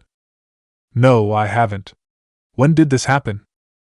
No one's quite sure. The only thing we do know is that he had it just before Fist was killed. When Korra's den was being emptied, they had to literally carry him out of the bathroom. The Turian actually had heard the story before, from the lips of the guy who made it happen. He just didn't get it until he got the context. But he wasn't going to let that slip, at least, not at the moment. Rin and I are going for a drink. You can tell me about it if you come along, he offered. I'll take you up on that offer, I just got off shift. Good to hear. He looked at both the two humans and dog. Flux sound good to you guys? Nearly identical grins appeared on their faces, even Shiramaru. Of course it sounds good to us, Rin told him. What? Did you think things would change after you left or something? You never know, he replied. He might have sounded serious, but they could tell he was joking by his smile. Oh, get off your high horse, Guris. The Citadel doesn't revolve around you, she declared, punching him in the shoulder. He winced a little at that. Has anyone told you that you've got a hard punch there? That was a baby tap. Okay, let's go to Flux already. Good idea, Musashi told him. They left CCC HQ and began making their way towards the club known as Flux. It wasn't as exciting as Korra's den was to some people, which meant Asari pole dancers, but it was a good place to have a drink and enjoy oneself. As they walked, Rin and Musashi let Guris take the lead. It gave them a little privacy to talk. Everything okay? Rin asked beneath her breath. Yeah. John had rigged a listening device by the time I got there. It wasn't another attempt, just one of the kidnappers checking in with the others. That was something. Were you two able to get something? Well, they're pissed and not just at us. Apparently a Solarian doctor they hired didn't come through or got caught. That part had been a little garbled. Either way, they weren't happy with the Solarian. It also sounds like they might be leaving the Citadel soon. She thought that was good. The list they made was running low. If that's the case, our job will be done soon. Yes, it will. He still needed to figure out what to do with Hajime, but that was his problem alone. Guris glanced back at Musashi. The human was a little infamous amongst both criminals and cops for his methods of treatment. He carried that Bakken of his around every time he was on shift, and he would not hesitate to use it. Quite frankly, the Turian had lost count of the number of times he had seen Musashi bring in suspects who were either a little more bruised than normal, or had broken limbs, sometimes even both. Palin had told him off time and time again for that sort of thing, but he kept doing it. His methods also got him results, so there was barely any room for anyone to complain about, on the CCC side. But that wasn't the oddest thing about Musashi. The oddest thing about him was his past. Literally everyone on the force, except for Palin, didn't know where he came from or what he did before joining CCC. He just showed up one day, having completed basic training, and started working. If someone asked him about his past, the only thing he gave was silence. This caused a lot of people on the force to start speculating about where he came from and throw out theories on what he did. They ranged from a former teenage punk who wanted to do something good with his life to being a former ANBU agent, and joining CCC was a form of retirement. When a human on the force was asked if that was possible, he just shrugged his shoulders, saying he didn't know. Guris's thoughts were broken when they reached Flux. As the music hit his ears, he allowed his brain to stop thinking and to start relaxing. He led the way to the bar, taking a seat next to a Krogan. To his surprise, that Krogan was Rex. "What are you doing here?" he asked over the noise. "What does it look like I'm doing here?" Rex asked back, holding up a glass with alcohol for him to see. "Hey Rex, you've been on the right side of the law since we talked last?" Rin asked him, sitting down beside Gurus. Musashi sat down on her other side and signaled the bartender for drinks. He smirked at her. "Fuck no! That's not where the fun is." "Glad to see that you know where you stand." Her drink was in front of her now, ready to be drunk, which she obliged. Shiramaru was nearby with his head on his paws. He was keeping an eye out for his partner, but was also relaxing. He kept his smirk on as he took a drink from his glass. "And how is the right side of the law?" he asked her, putting the glass down. "Still boring as shit?" "Not at all," Musashi told him, joining the conversation. "You just need to know where to look to find entertainment." "I think that we have different definitions of entertainment, Musashi," Gurus remarked, draining his glass. He tried signaling the bartender for another round, but said bartender was busy talking to Aquarian. Something had exchanged hands from her to him, and that made the Turian worried. "Is something illegal going on over there?" he asked as the bartender went back to his job. Then he realized that he knew that particular Aquarian. "Tali, what are you doing here?" he asked her as she came close. "I'm enjoying myself." "What did you think I was doing?" she asked back. "I thought you had to do something important. You were really impatient while we were getting off the Normandy." "I took care of that already. It was just something I had to send to the fleet." "So what was that over there?" He pointed to the spot she was just at. She glanced back and realized he had seen her, along with Rex and the two humans they were with. "I ran into a Solarian outside of the club who was trying to create a cheating system or something close to it," she explained. "But since he was thrown out of the club, he wanted someone else to play the machines and gather information. He must have thought I would be gullible enough to believe him when he said he was trying to do some research." She snorted at that. "So I said that I would help him, and once I had his device, I handed it to the owner there." "How devious of you," Rex said, listening in. "Looks like our little Tali is growing up." "Did you just call me a kid, Rex?" she asked the Krogan. "You are a kid." Her hand went down to her skirmisher. "Do you want me to blow your head off?" The Krogan smiled. "See? You are growing up. When you joined us, you could barely look any one of us in the eyes. Now you're threatening to kill one of us." He looked down at his glass. "I'd say that calls for a drink." "How would we toast when I can't drink from a cup, you Bashtet?" she asked, heavily sarcastic. She took her hand off of her pistol and relaxed against the bar. "Ha! You have a point there. That doesn't mean we can't toast her anyway," Maya remarked as she and Liara sat down at the bar beside Tali. Everyone was a little surprised to see them come out of nowhere. "Where the hell have you two been?" Gurus asked them. "More importantly, who the hell are they?" Rin asked, looking down the bar at the newcomers. Musashi did the same. "This is Maya, a swagman, and Liara, a Prothean expert," Rex introduced them shortly, pointing at each of them in turn. "Nice to meet you," Liara said to the two cops, giving them a small wave. "Nice to meet you too," the Inuzuka said back, returning the wave. "So again I ask, where the hell have you two been?" Gurus asked his teammates. We were just helping someone out with their sister," Maya said with a wave of her hand. "It wasn't that big of a deal." Liara gave her a look. "We helped arrest an illegal weapons trader, and you don't think that's a big deal?" "I didn't mean like that, Sheila," she instantly protested when she saw the look. "I just meant that in what we're actually doing, it's not that big of a deal." "What exactly are you doing anyway?" Musashi asked them, curiosity filling his voice. The Normandy team shared a look with one another. Were they allowed to talk about what they did hunting Saren? The general consensus was they couldn't. At the very least, some of the things they did were top secret. Did you see that Spectre ceremony that was broadcasted?" Tali asked him. "Who didn't? If someone missed it when it happened, something he seriously doubted, it had been rebroadcasted over the next few days. Then you should know what we are doing. That's the general stuff. I wanted to know the details." "And we can't tell you the details," Gurus told him. Musashi, we work with a specter. Do you actually expect us to tell you what we're doing? He shrugged and drained his glass. Well, can't blame me for trying. He signaled for another round. So, let's forget about that and just enjoy ourselves. I will drink to that, Maya declared. She signaled for 2 drinks and gave one to Liara. Bottoms up, she cried, holding her glass into the air. Bottoms up. The rest of them cried, raising their glasses as well, minus Tali, who imitated them with an empty hand.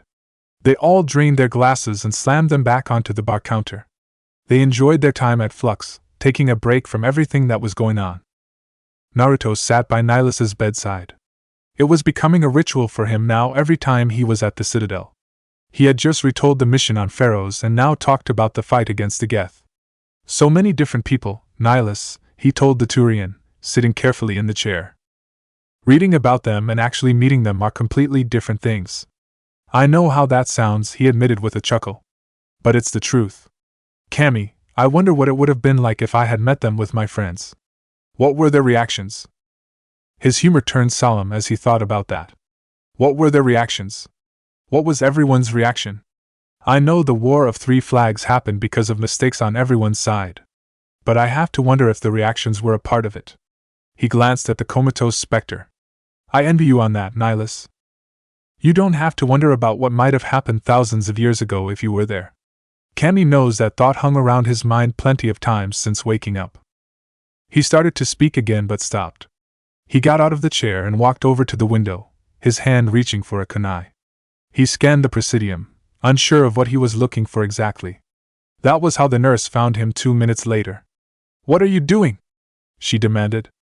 He turned around, readying the kunai. He stopped when he saw the Turian woman in the hospital uniform. Sorry, he apologized, lowering the kunai.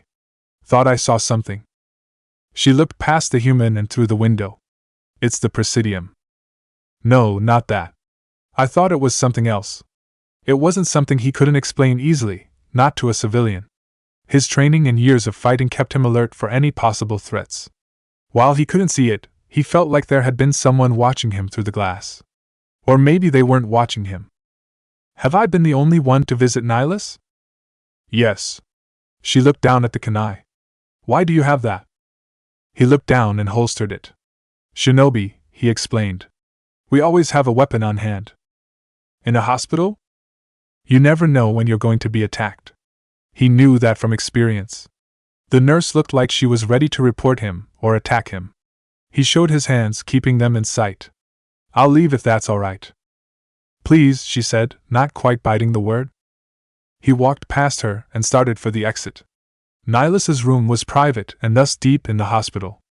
Naruto could have taken the elevator back down to the lobby, but old habits made him walk the long way. The elevators were always a good spot for him, getting caught when he tried escaping hospital stays. As he walked down a flight of stairs, he heard whimpering down a corridor. Curiosity had him follow the sound until it led him to the children's ward. It was an Asari child, barely 10 if he had to guess, although that could be misleading with Asari. She looked nervous, almost scared. Good thing he knew how to fix that. Hope you don't me stealing your ears, Fox, he said as he made a hand seal. What? He pulled his hood up and entered the ward. The room was spacious, with room between beds for children to get out freely. All the children looked his way. He pretended to look around as he came to a stop in front of the Asari. Excuse me, he said politely, would you be able to help me? She looked at the hooded stranger. Me? Yes. You see, I've lost my tail. Did you happen to see it? A tail? Why would he ask about a tail? Humans don't have tails. Ah, but I'm not human. He smiled to himself as he felt the eyes and the curiosity that followed. You're not? No. He pulled down his hood, revealing fox ears atop his head. I am but a humble fox. A fox that's managed to lose his tail. I followed it here, but then I lost track of it. He knelt down. Do you mind terribly if I check under the bed? Something about his words made her giggle. Okay. He got down on his stomach and started faux searching. Aha, there you are. She glanced over the side. All she could see was his legs. Did you find it? Yes, but it's proving rather tricky to grab. Hey, stay still, will you? You're going to get grime and I'll have to clean you. He heard giggling above his head. It wasn't just from her. So, what's your name? Yallo. Hello, Yallo. You may call me Mr. Fox. So, what are you in the hospital for? Her smile faded somewhat. Mommy said I have to have surgery. Oh? For what? I don't know. They didn't tell me. The way the adults had talked seemed so serious, though. It made her nervous. Actually, it made her more than nervous. I'm scared. He paused and scooted back out, raising up just enough to put his head on the bedsheets. You're scared? That's good. Her face couldn't have been more shocked if it tried. How's being scared good? That's never good. Now who told you that? He flashed a look at the other children there. It wouldn't have been one of you, would it? They all shook their heads quickly. Good. He turned back to her. Now, Yallo, it's good that you're scared. That means you admit there's something to be scared of. I remember my first fear. You are much braver than I was. I am? She couldn't believe that. But he sounded so sincere. What was your fear? Something much more trivial. Almost embarrassing, really. I was afraid of the night. Every time the sun went down, I hid away because I was scared of what was outside. But I didn't admit it. Eventually my uncle got tired of and made me confront the fear. How? Oh, he threw me out the front door and closed it behind me. He wouldn't let me back in until I spent a good 10 minutes playing. He smiled kindly. He had to chase me down and drag me back by the tail after 40. Now that I think of it, maybe that's why I keep losing it, he mused thoughtfully. She laughed and her fear seemed to drift away. When she stopped, she realized something. Mr. Fox? Where's your tail? Panic washed over his face as he looked under again. Dang it, it's done a runner. He hopped up to his feet, throwing his hands out dramatically. Nobody move. That tail's not getting away from me. I hate you so much right now, Gaki, Kurama grumbled. The other Biju were too busy laughing. Naruto spent 2 hours with the children, pretending to chase his tail and telling them tall tales. Both had them all laughing in their beds. By the time he left, with his tail wrapped around his waist, they were all much happier. The nurses were surprised to see him but didn't interrupt. In fact, they were glad to see the children happier and inquired if the fantastic Mr. Fox, as he introduced himself to them, could make a reappearance. He would try, but he couldn't make any concrete. Of course, the reason he gave the children was it would depend if he lost his tail again. He left the hospital with a smile.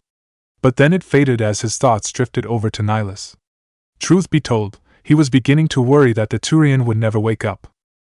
Don't worry about that, Naruto, he told himself as he kept on walking towards the ship, having gone from the hospital straight to the docks, while also avoiding eye contact with anyone in the CCC lobby. He would have gone to see what his team was doing, but he was told to relax by the tattoo artist. That meant heading back to the ship. He was surprised to see Anderson standing outside. What happened, Anderson? He immediately asked. Something wrong with the Normandy? Anderson shook his head. The ship is fine, Commander. What's happened is that I'm being reassigned. What? I've taught you all you needed to know about how to work modern technology, and how to command the ship by yourself. You don't need me anymore. Oh, right. He knew that this day would be coming, but he didn't think anything of it. It was something that seemed far off and not important at the moment. Despite what he learned from Anderson, it never seemed like he was getting anywhere because there was so much out there. But apparently, he had learned everything. So, where are you going? Udina had me reassigned to be his assistant, Anderson answered. Now that was something that made the blonde angrily annoyed. You're a captain, able to command a ship. And you've been made into a pencil pusher? That's complete and utter bullshit. He can't do that to you. He shouted for all to hear. But the only person who could hear it wasn't mad. He's the ambassador for the Alliance, Naruto. He can do that. And perhaps it's for the best. My career is already on dangerous ground, despite what I've done for you. If I'm his assistant, perhaps it'll give cooler heads time to prevail. It's still not right, he said mulishly. It doesn't matter if it's right or wrong. Things aren't so simple nowadays. He couldn't help but snort at that. Things weren't simple back in my time either. They especially weren't simple when the war happened. The Normandy's former captain nodded in acknowledgement. That's fair enough, I suppose. But the fact remains the same. I am off the Normandy, and you are now on your own when it comes to the tech. He lifted his hand, showing that he had a package that the Spectre there didn't see until it was shown to him. I got a couple of gifts for you, think of them as a graduation present. Curious about the package, Naruto took it from him and opened it. What the package was a case on top of a white box. The first season of Shinobi? He read the title of the case. I was told about you were interested about the show while on Thesha. I'd figured that you would want to start from the beginning if you wanted to watch it, Anderson explained. But that's not all I have to give you. Look in the box as well. He took the case and put it in a pocket of his coat. Then he opened the lid of the box to see what was inside. It's a pair of pistols. Each came with a black leather holster. They're my pair of pistols, from my time as a Marine. I noticed that the pistol you carry doesn't have the punch you're looking for. How do you know that? He wasn't aware of that problem, not consciously at least. I could see it whenever you practice your shooting. And since you've been developing your style of fighting with 2 guns, I figured that you would want 2. They're a part of the Black Hawk line, he explained, which isn't available for just anyone to buy. They only sell to the top of official military organizations. Like the Marines? He took the holsters out of the box. Feeling the weight. They were a little heavier than what he had been carrying around, but it wasn't anything he couldn't hold. The color scheme was black, plain and simple. There were no accents on it, and the only actual color on it was the crisp blue light at the end of the barrel that showed it was cooled down and good to use. Exactly like the Marines. I hope that these guns will serve you well. They certainly did for me, Anderson told him. He stared down at the guns for another minute or so. Finally, he put them back in the box. I'm going to miss you, Anderson, he told his former advisor as he shifted the box under his arm. You make it sound like I'm going to some faraway position where I have no chance of seeing daylight ever again. It was an innocent-sounding comment, but the man said it jokingly. Naruto could not resist that kind of opportunity. You're taking a job as an assistant to Udina on the Citadel. I'd say that's a pretty accurate assumption. They shared a laugh. But when the laughter died, the air was solemn. Commander, it's been honor serving with you, Anderson said to the blonde, saluting him.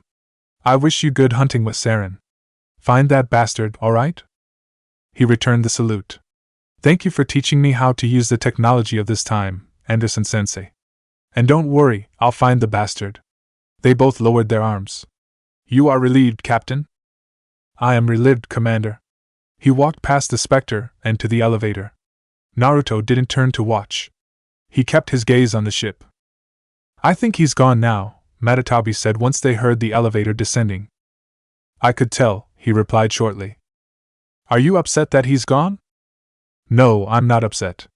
I'm just trying to get used to the idea that he won't be helping out anymore. He was a great help in showing me how everything worked. If he hadn't been there, I think that I would have made the ship crash a while back. That would have been a guarantee, Kurama said drily. Thank you for the vote of confidence, Fox. You're very welcome. He entered the Normandy and walked through in a bit of daze. He knew where he was going. When he arrived at his destination, the door to the captain's room opened, and he walked in. He took the few steps to the bed and sat down on it. With a few shakes of his shoulders, he shrugged his coat off.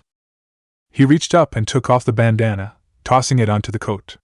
He took a moment to look around the room. Cammy, it feels weird to be in here without knowing Anderson is nearby, he thought to himself. This was his room now, not Anderson's. You'll have to take down that hammock, Gyuki reminded him. I know. He had enjoyed bunking in the hammock, but he wouldn't be lying when he was feeling glad to be sleeping in an actual bed. Feeling the weight of his flak jacket on his shoulders, he stood up and unzipped it, letting it fall onto the bed. He reached up and stretched, wincing slightly as he did so. You know, a lot of women would pay some good money to see you do that without your shirt on, Komiai remarked as his Jinchuriki finished stretching. A lot of guys would pay some good money to see that, Sun declared. The blonde couldn't have dropped his arms faster. That's not even funny, he told the Yambi. Hey, people are a lot more too free to adore and or love anyone they want to in this era. And from what Kurama has said, you caught a few eyes of the same sex back in the day.